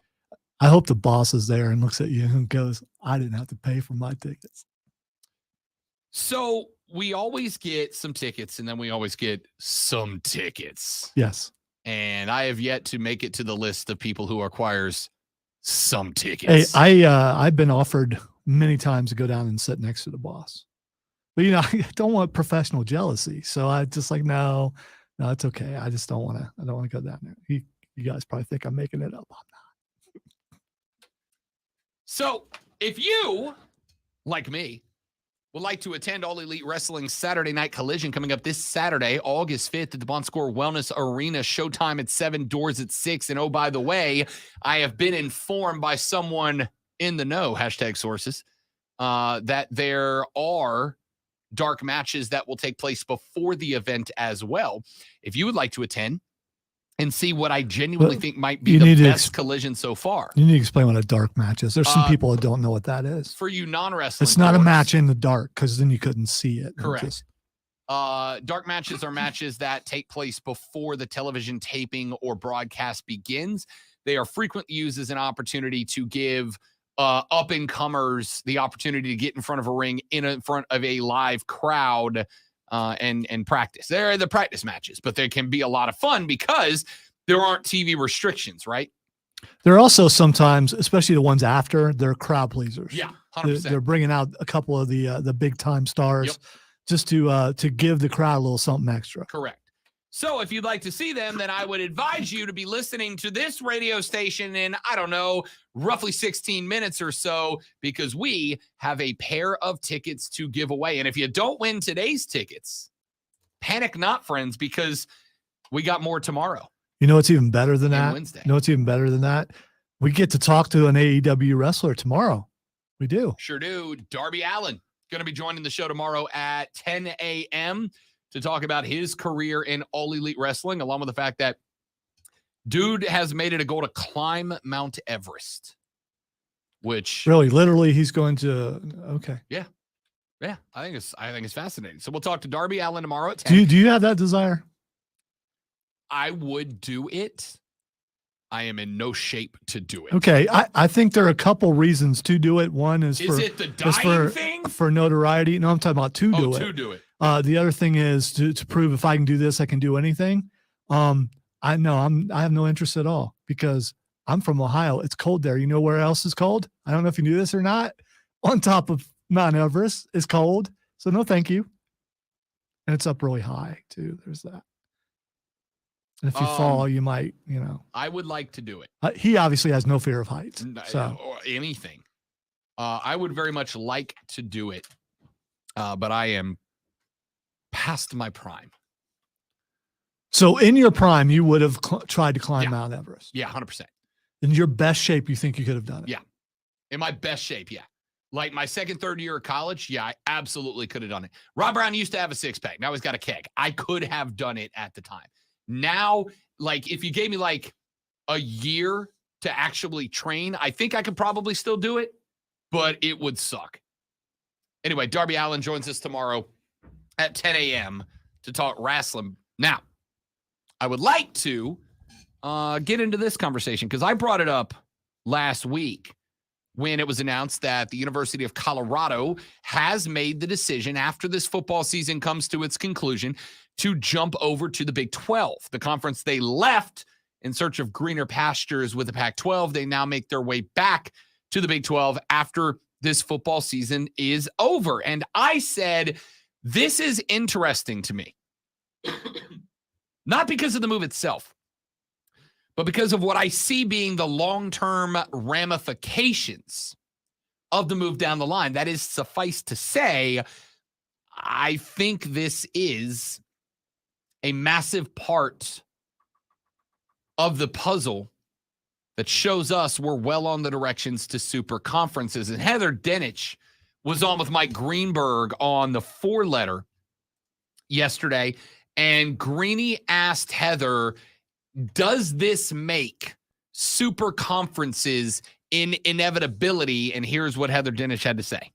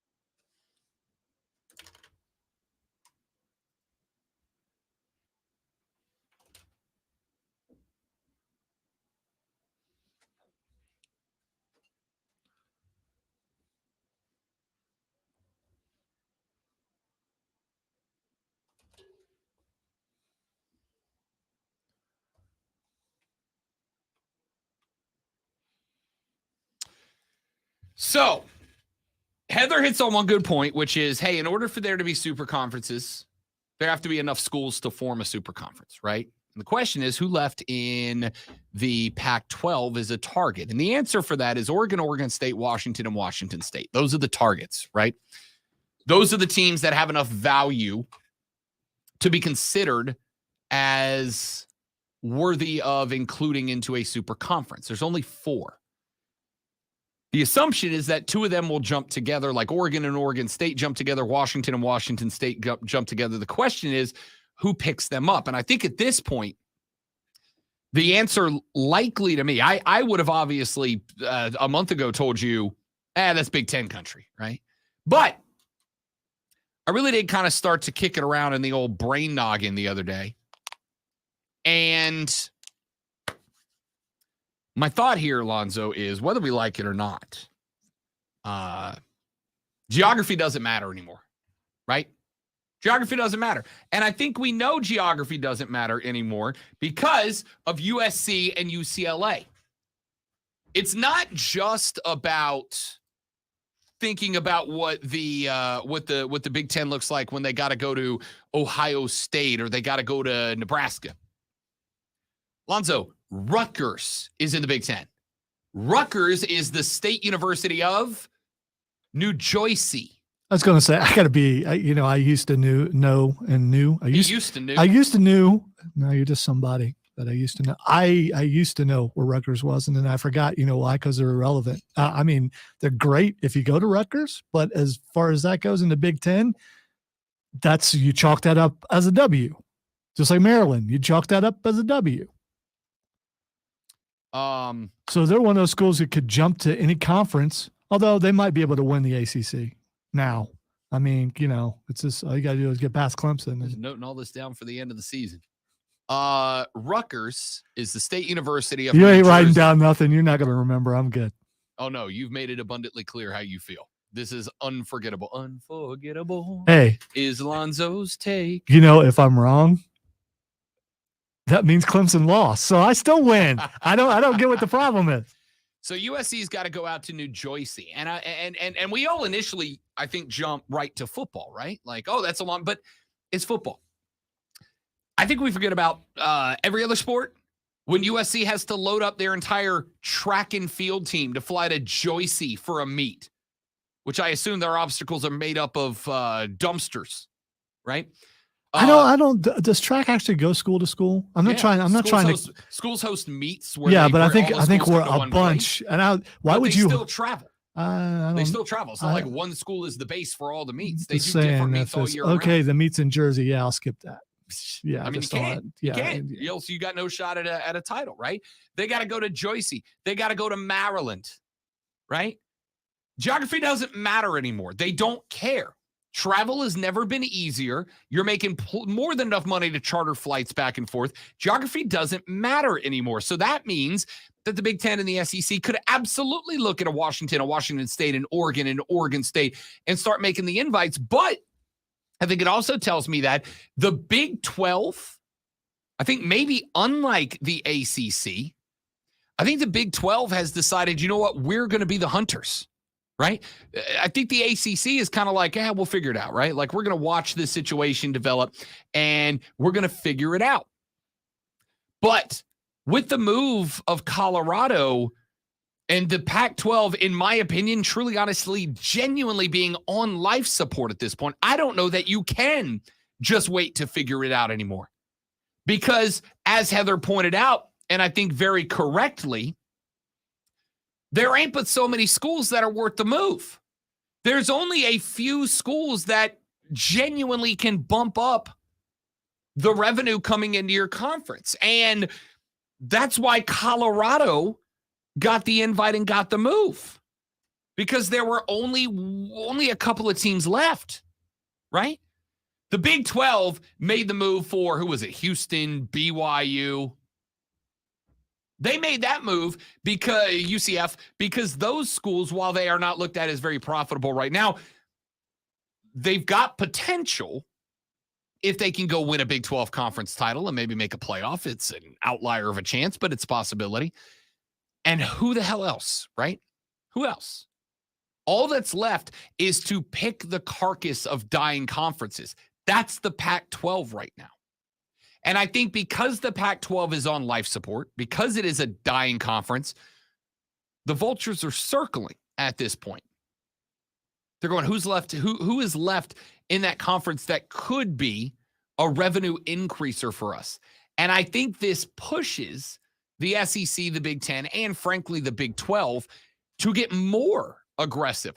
I don't see, there's an old philosophy that says the inevitable outcome of capitalism is monopolies. Let's see, without legislation, without regulation, the inevitable outcome of pure capitalism is a monopoly. That's the only way this works out. Because at some point, somebody makes more than money than somebody else and they buy them. That's just the inevitable conclusion. And considering right now, the regulations on conference expansion are effectively non-existent, the eventual outcome is a monopoly, or at the very best possible outcome, 2 super conferences that fight against each other, and they do hit a balance where one isn't more valuable, or at least not more valuable enough to be bought out by the other one. I don't see any other way this does go. There's no outcome. With the complete lack of regulation of television money coming into conferences, and the fact that all the eggs are going to go in the baskets of the SEC and the Big Ten, and the Big 12 is desperately trying to hang on, and the ACC locked themselves in for another 13 years of their current media rights agreement with pretty much zero leverage to do anything about it. The only outcome is the Big Ten and the SEC take who they want. The Big 12 gets whoever's left over that they want. And I don't think the ACC, at least today, has any ability to move. I've been saying for years, I think this ends up with the Big Ten, the SEC, and the EEC, the everybody else conference. I just worked for years, and maybe this was a bias because I report inside the ACC footprint. I always thought the ECC was going to be the ACC and whoever is left that they snack up. But now it looks like it might be the Big 12. Because them being so over-aggressive right now, in my opinion, creates a situation where they can outpace the ACC and be left out. Now, the question is, those rumors about Florida State looking to actively depart from the ACC, is this that trigger? Do they see what I see, which is, that conference is being more aggressive. That conference is going to build up the best television rights deal of any conference that's not the Big Ten or the SEC. So we either need to create a situation where the Big Ten or the SEC makes the jump to invite us. Like we force them to invite us, like it kind of feels Colorado just did to the Big 12, or we just go ahead and claim our spot in the Big 12 to give ourselves any chance to keep up with the revenue coming in from the Big Ten and the SEC. All right, I have a question about sources. So let's say you just mentioned Florida State. Sources like a year ago said Florida State and Clemson would be leaving, and they didn't. So when they do eventually, if they do eventually, does it still work? Can you go back and say, see, my sources were right, even though it's been 3 years since I reported that? You've actually been a reporter, so you have a little more insights into that. Well, it's like I said, you're always gonna have, it's like we were talking about with the aliens thing earlier. You're always gonna have people who are just gonna take 1,000 shots in the dark, and one of them's gonna land, and that's gonna become their thing. I was the guy who said this, and they're never gonna take credit for the 999 things they said wrong. But it's also the same as picking lottery numbers. If I submit one lottery ticket, I'm probably wrong. If I submit 1,000 lottery tickets, I'm still probably wrong, but I got a better chance. And if I submit 1,000 lottery tickets and one hits, I'm going to go out and go, I told you, I knew what the numbers. No, you didn't. You got lucky and you guessed. But that is a separate conversation. I'm more interested in the rumors that started last week, right? The rumors from way back with hashtag sources. The rumor then was that Florida State and Clemson were being looked at by the SEC and the Big Ten and were considering moving. Now it is Florida State specifically is actively making phone calls to the conferences to say we want out. Is actively according to looking the sources. mark, According to sources, yes. And again, I'm not saying that's not true. I'm saying I don't have a reason to believe it. I was standing last week for 3 days, alongside some of the biggest names in reporting in college football, including the entire ACC network, and not a one of them said anything about it. Not a one of them. So I'm not saying it's not true. What I am saying is, so even like when you were downstairs getting some food and, Yeah. having the just conversations with guys around the tables, Yeah. no one said anything. Cause I would think that would be where the sources there were 2 rooms and rumors downstairs. would be, There was yeah. the mess hall where you went down to eat, and then to the left of that, there was a working media room, and that's where you went if you needed to write. There was not an audio room. You just went in there to write to get away from the loud guys going, yeah, inside the radio were there room. manual typewriters in that room? I'm No, just that we're curious. not. Okay. We're not that old. I stood in and around those 2 rooms the majority of the time that I wasn't on the air or doing interviews, and no one was talking about this. It was like a random ass 24/7 and Barstool account that put this out, right? But I also look and I go, okay, for the sake of discussion, let's say they're right. For the sake of discussion, let's say someone at Florida State did make that call. Why? And the answer to me is because the Big 12 has now shown they're being aggressive. Why? They've got a leg up here. The Pac-12's on life support. The ACC's locked in for 13 years. If the Big 12 wants to be the EEC in the future, they have to move now. They got to move now. They did it with Colorado. They're already looking for 1 or 3 other schools to partner up to stay at an even number. And if they're looking for 3, and the Big 12 payout is likely going to be bigger than the ACC's payout per individual school, if you're a Florida State, doesn't that kind of make you more attractive? If you're a Clemson, doesn't that kind of make you more attractive? You say all day you want to stay in conference. Lonzo, I want to stay at this radio station for as long as they'll have me. But if somebody calls me tomorrow and goes, Rob Brown, we'd like to offer you $1 million a year to do the same job, I got to go. And I think everybody here would understand that, right? Florida State and Clemson can say all day, we want to stay in the ACC. And I believe that they do. But if the Big 12 can increase their annual television incoming revenue by 70%, they got to go. And nobody could blame them for it, I don't think. Ladies and gentlemen, would you like to go see a wrestling show this Saturday night? If you would, it's a good thing you're listening to the Rob Brown Show right here on the Fan Upstate, because we right now have 2 tickets to give away to this Saturday night's All Elite Wrestling Saturday Night Collision at the Bon Secours Wellness Arena. And we're going to give them away now to caller number 677. Let's go with 7. The ring light blocks me. Dude, no, that's 5. I mean, Right, and then it's there's 2 over there. So 5 and That's 2 or 7. Okay. Yeah, but the well- ring light blocked your thumb, so I thought you were doing this. Oh, okay. I don't. Caller number 7 right now to 844-326-3663. 844-326-3663. Caller number 7 right now wins a pair of tickets to Saturday Night Collision presented by All Elite Wrestling this Saturday night at the Bon Secours Wellness Arena. We're back after this on the Rob Brown Show and the Fan Upstate. All right, guys, got to go on away while Lonzo answers the phone and takes some info. We'll be right back.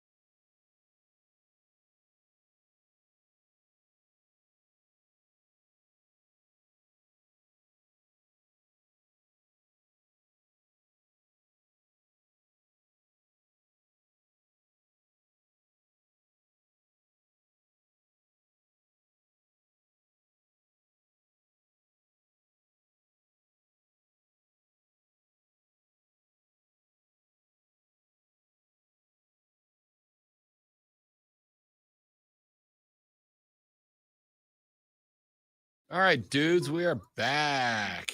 Congrats to AJ for winning the tickets.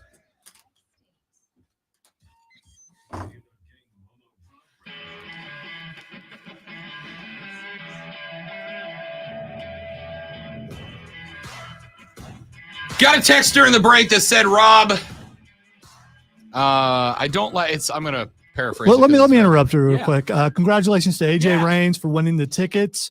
And if you're still trying to call, well, obviously we've given them away, but you will have your chance tomorrow. I can't tell you exactly what time. You also have your chance Wednesday. I can't tell you exactly what time. Thursday, I will tell you not exactly what time. Friday will be fairly early. I got a guess on Thursday. Yeah. Well, probably a good move. Friday. Also, for no reason and completely unrelated, make sure you're tuned in for 11:20 on Thursday for Fight Club. Yeah, there's that. And then Friday, we'll probably do it early, like in the first hour.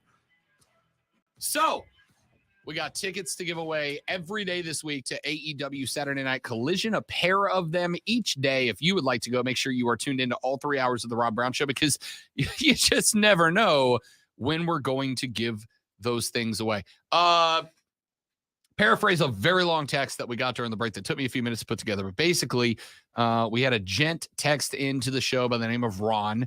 And Ron said that he hates conference realignment because it takes away from geographical rivalries. And my thought process there is, no, it doesn't. No, it doesn't. And it doesn't for a couple of reasons. The first is, hey, Lonzo, the Big Ten is growing. USC, UCLA are moving in. What are the odds the Big Ten does away with Ohio State versus Michigan every year? Probably not going to happen, I'm guessing. 0%. By the way, they're not going to move it either. Correct. 0%. Ryan. Chill out, Ryan. What are the odds that Clemson, South Carolina goes away if hypothetically Clemson joins the Big Ten? Probably 0%. 0. They will use it as one of their non-conference games because it's a tradition. Correct. Just like, they do right now. What are the odds? Florida Florida State wait.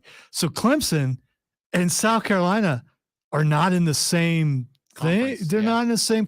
How can they play each other? Because they're not. Shockingly, they're not. I'm so confused. Florida and Florida State are not.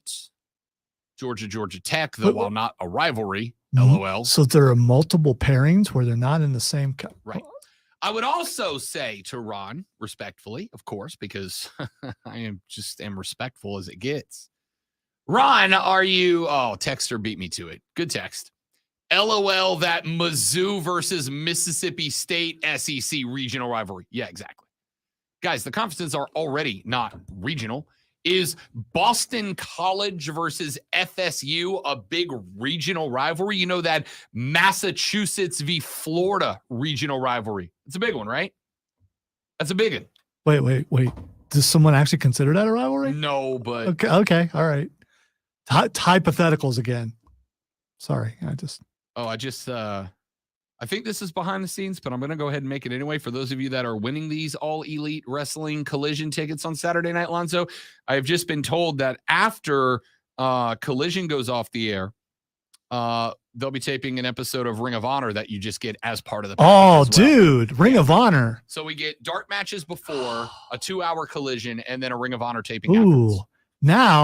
Now I'm thinking, make it by then. After the Pulse is over, I could go over there 100%. and I could see Athena wrestle, because that would be the main reason why current women's ROH champion Athena. If you left here and came straight there, you would first off, you'd catch the last half hour of Collision, and you would catch the full Ring of Honor taping. That's worth it right there. I'm not gonna lie, dude. That's worth it. Right there. Yeah. I just Samoa Joe is a champion on Ring of Honor. There's some just. I believe that's Cesaro. Not Cesaro is hanging on to a ROH title. That dude from Switzerland. Yeah, that guy. The Swiss Superman, not Cesaro. Yeah. Anyway, all right. So let me get back. Let me You finish. mean a this member of the Blackpool Combat Club? That's the one. Right? That guy. So let me get back to this thought from Ron. The conferences are already gone if playing within a region is your thing. That area of college football is on its deathbed right now, right? It's on life support. Does not Claudio Claudio Castagnoli. Castagnoli. Yeah, it took. No, I know the name. I just didn't want to try Castagnoli without practicing. I just thought you forgot the name, but I got you know. Claudio. Okay, all right. You know what the biggest fear is? I'm gonna stop interrupting you because I'm sure. What'd you say earlier? When I die. When I die, yes. So it's disrespectful to Ron, and you're trying to go over his text, and I keep interrupting, and I it's my job. It's not really, but I'm making it my job because I got that kind of stroke. To the left. Okay, so conference rivalries are already on the deathbed. They're already on the way out. Scratch that.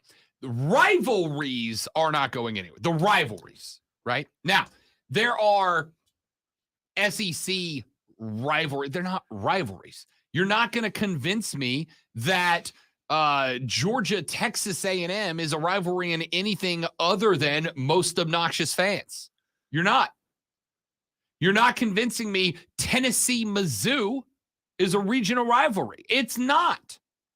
They just happen to be in the conference, and every now and then they're going to play each other. Now, you will convince me that Florida, Georgia is a geographical rivalry. Auburn, Alabama is a geographical rivalry. You'll also convince me that Clemson, South Carolina is.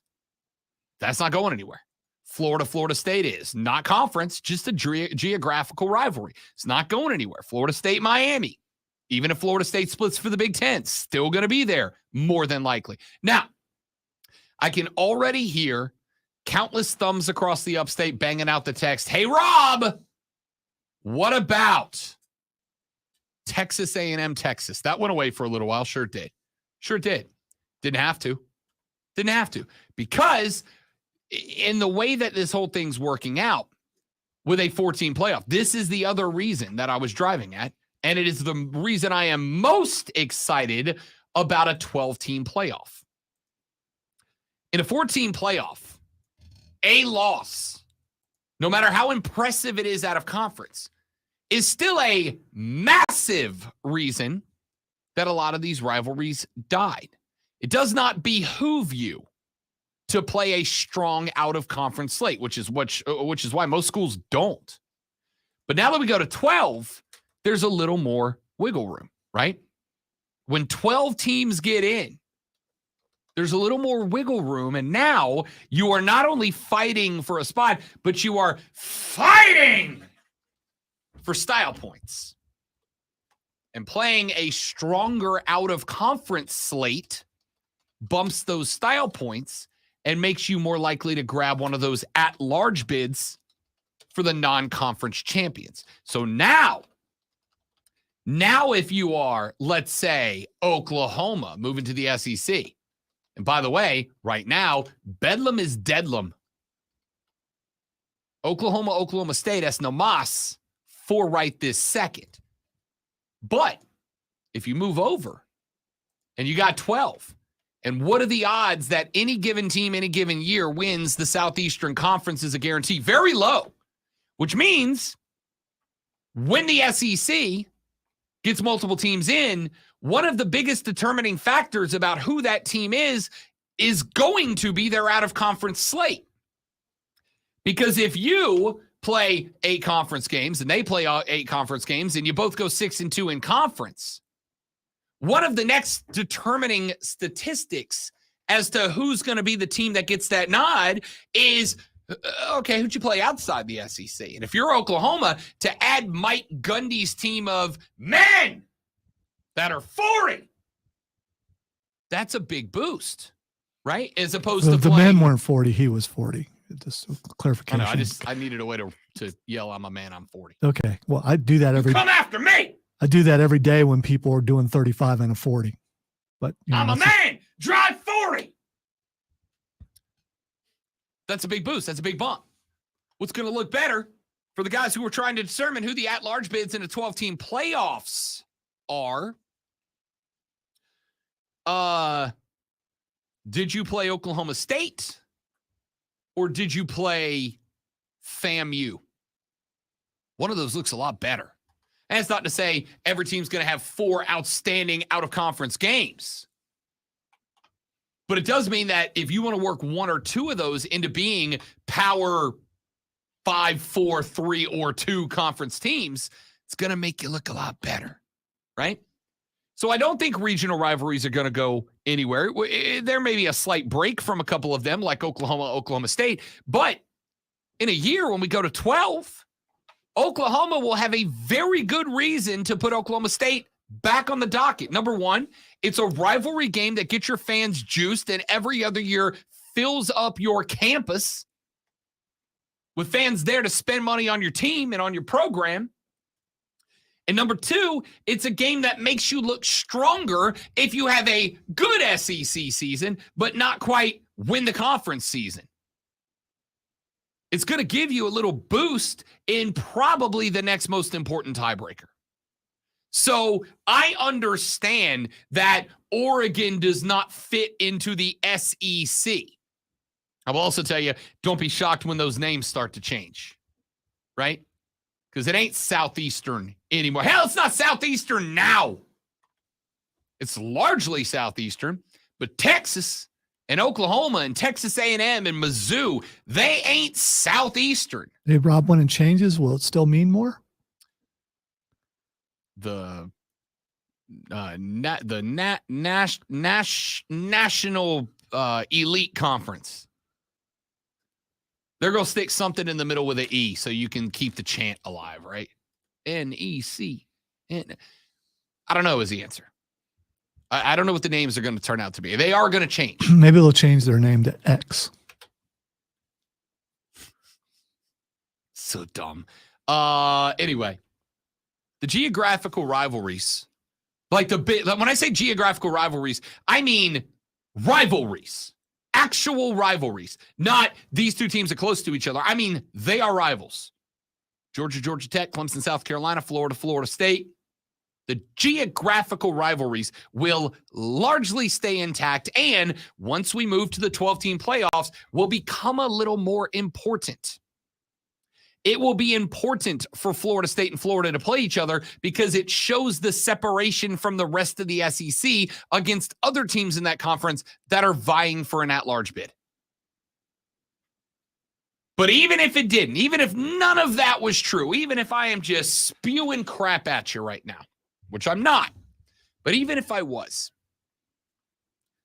geography doesn't matter anymore. Revenue is what matters now.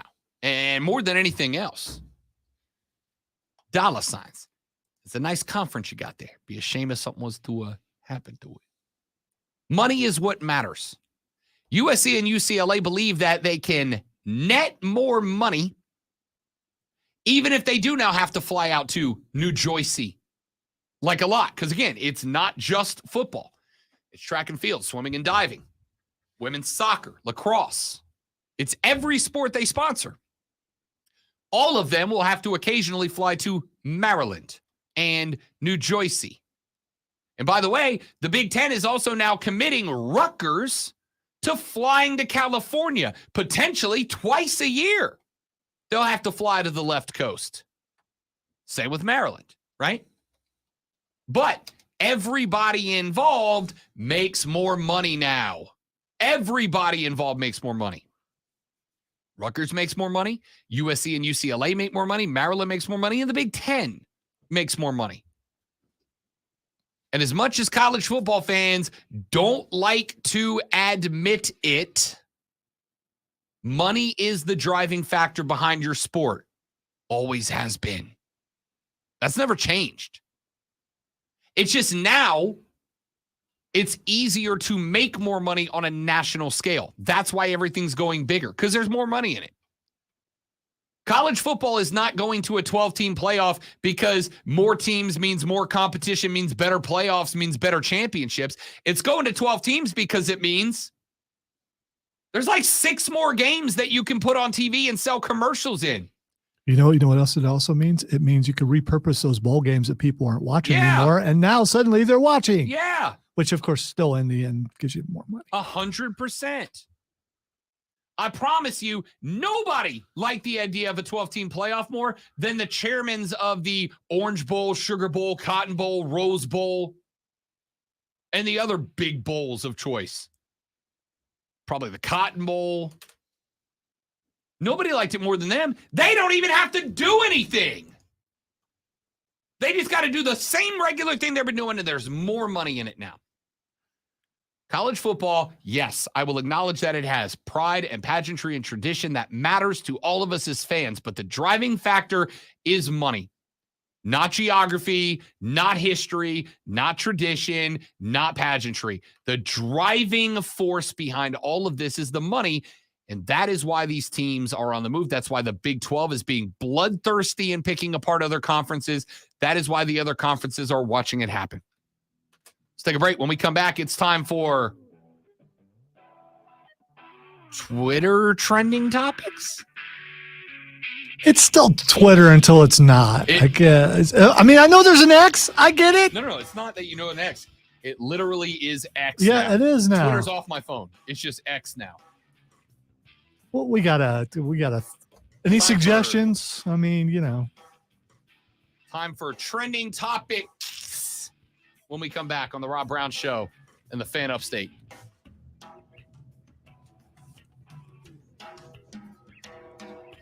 Saying something on X. I don't know how it's real.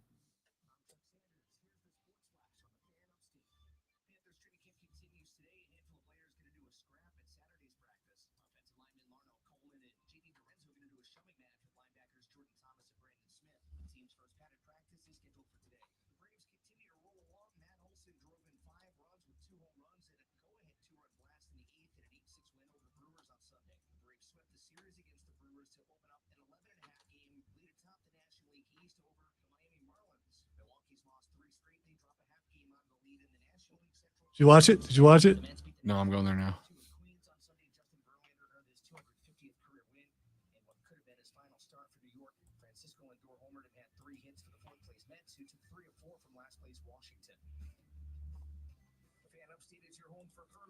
Sports all year long. Download the Odyssey app, search the Fan Upstate, and listen anywhere on your phone.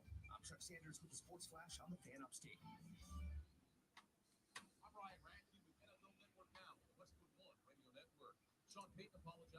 That's ridiculous upper body strength. I don't know that. I mean, there's no strain on the arm, so I think she went one arm. No, on the arm that's still down. So is she putting on the pressure with her legs on either side, and that's causing less pressure you can on? believe some of it, but at the end of the day, the center of gravity is over her arm. Yeah, That's impressive. yeah. And also for someone who's older, I mean. Thank you, Trish.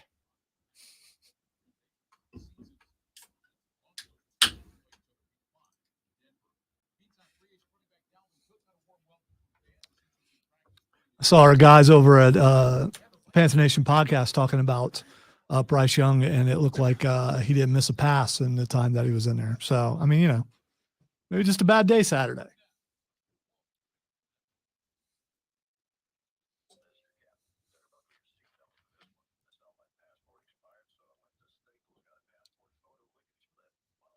Lickety split.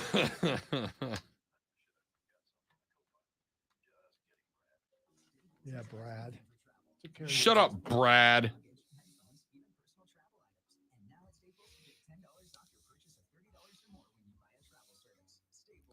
Also, just saw that Ian Rappaport is in Spartanburg right now. Is he? Yeah. He just tweeted from Spartanburg.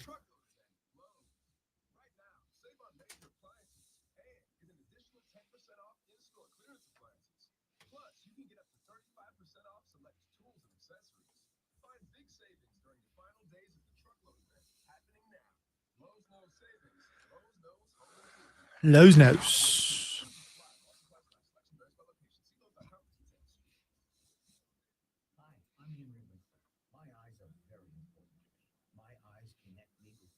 Were you just completely ignoring Keegan's comment?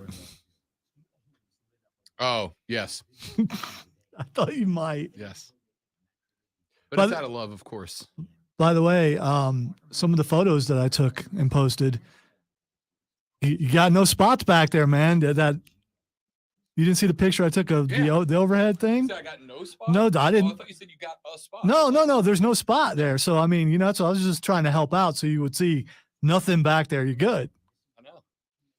All my good qualities are from my eyes up. I'm tall, and I got a good brain and good hair. I was purposely hoping that the two other guys had, something that glared back at me.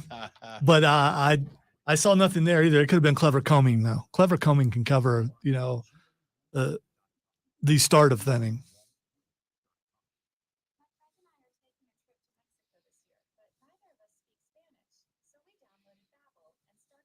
I was worried because I was standing right over top of you guys. As someone would be looking at me like that. What a creeper! Like that one cop. Like that one. You're like, what are you doing? There's a female cop, and she was smaller in build, and then there's a black dude that dude was huge. That cop. That guy would have come over and asked me about Will. I'd have been like, yep, he's with me.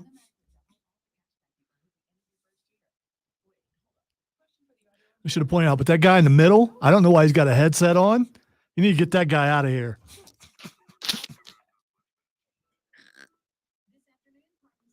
I think it would have been funny. It would have been all in good fun. Yeah.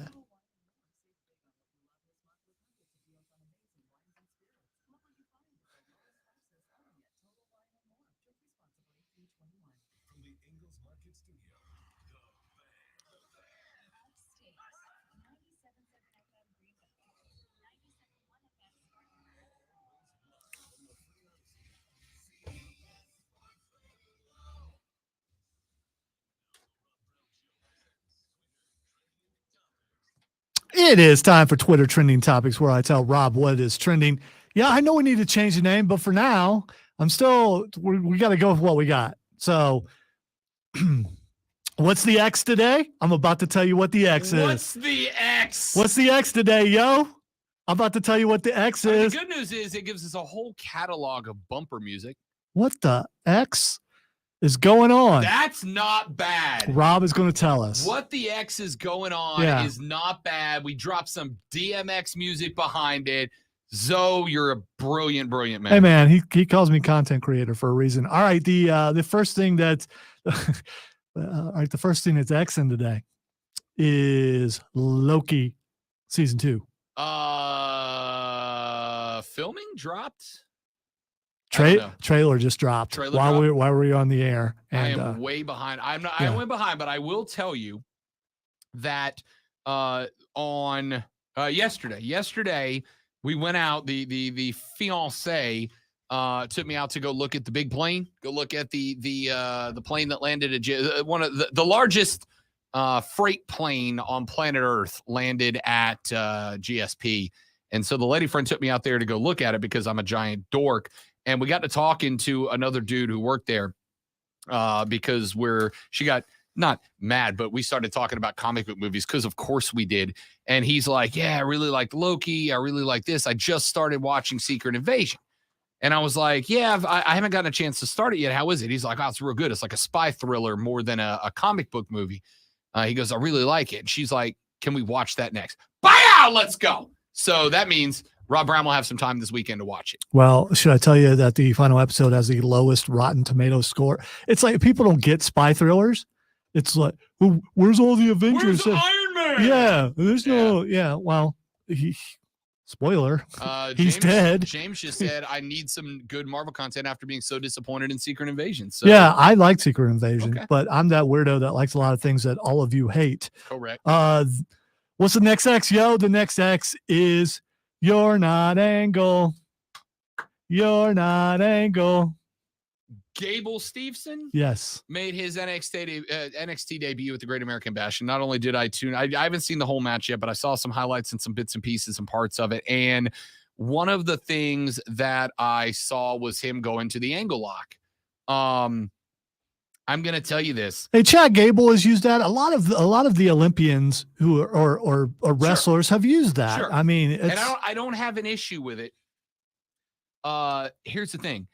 If you are going to tell that story again, which you should, right? Amateur professional wrestler comes in and becomes a professional wrestler, theoretically should just by default be very good.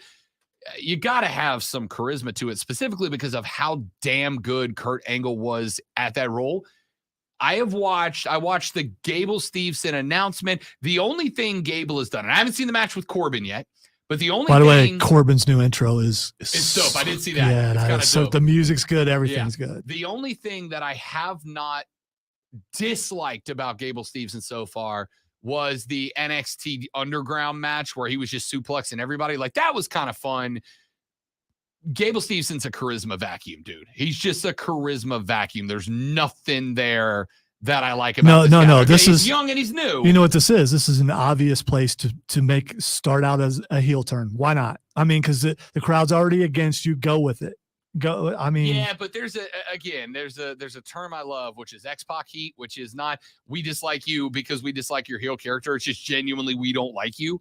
And Gable, I'm afraid, is dangerously close to that. All right, two things real quick. Our friend Diddy says Secret Invasion was freaking amazing, and people just don't know how to enjoy things anymore.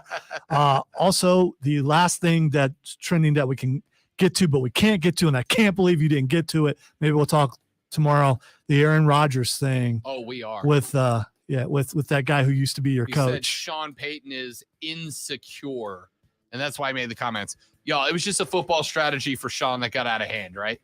We'll talk about that tomorrow. I pulled the clip and then I forgot to upload it, so that we'll talk about it tomorrow. Y'all have a good rest of your day. Don't drink and drive. I'll punch you in the face. Thanks so much for hanging out with us each and every day, because without you, we wouldn't have a job. See you back here tomorrow to do it all over again, but better on the Rob Brown Show and the Fan Upstate. Later.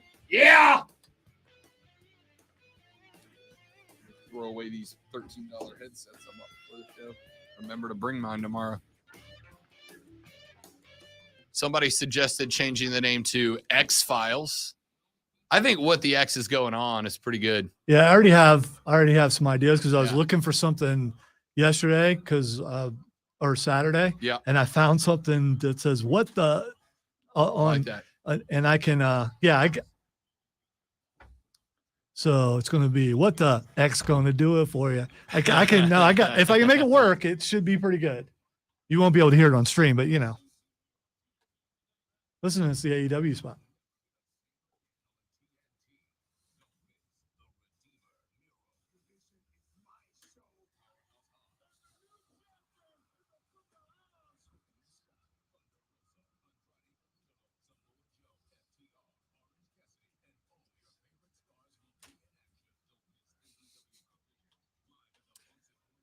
Guys, do I go as Orange Cassidy? Do you have that much denim? Do you got a denim jacket? And it matches these specific jeans, as a matter of fact. There you go. I think I'm going Orange Cassidy this time. I went MJF last time. All right, dudes and dudettes, you're all amazing people. Thanks so much for hanging out with us. Hope you enjoyed the show half as much as we enjoy bringing it to you. Yada, yada, yada, all that good stuff. Yada. See you tomorrow. You're awesome. Tell your friends about us. Bye.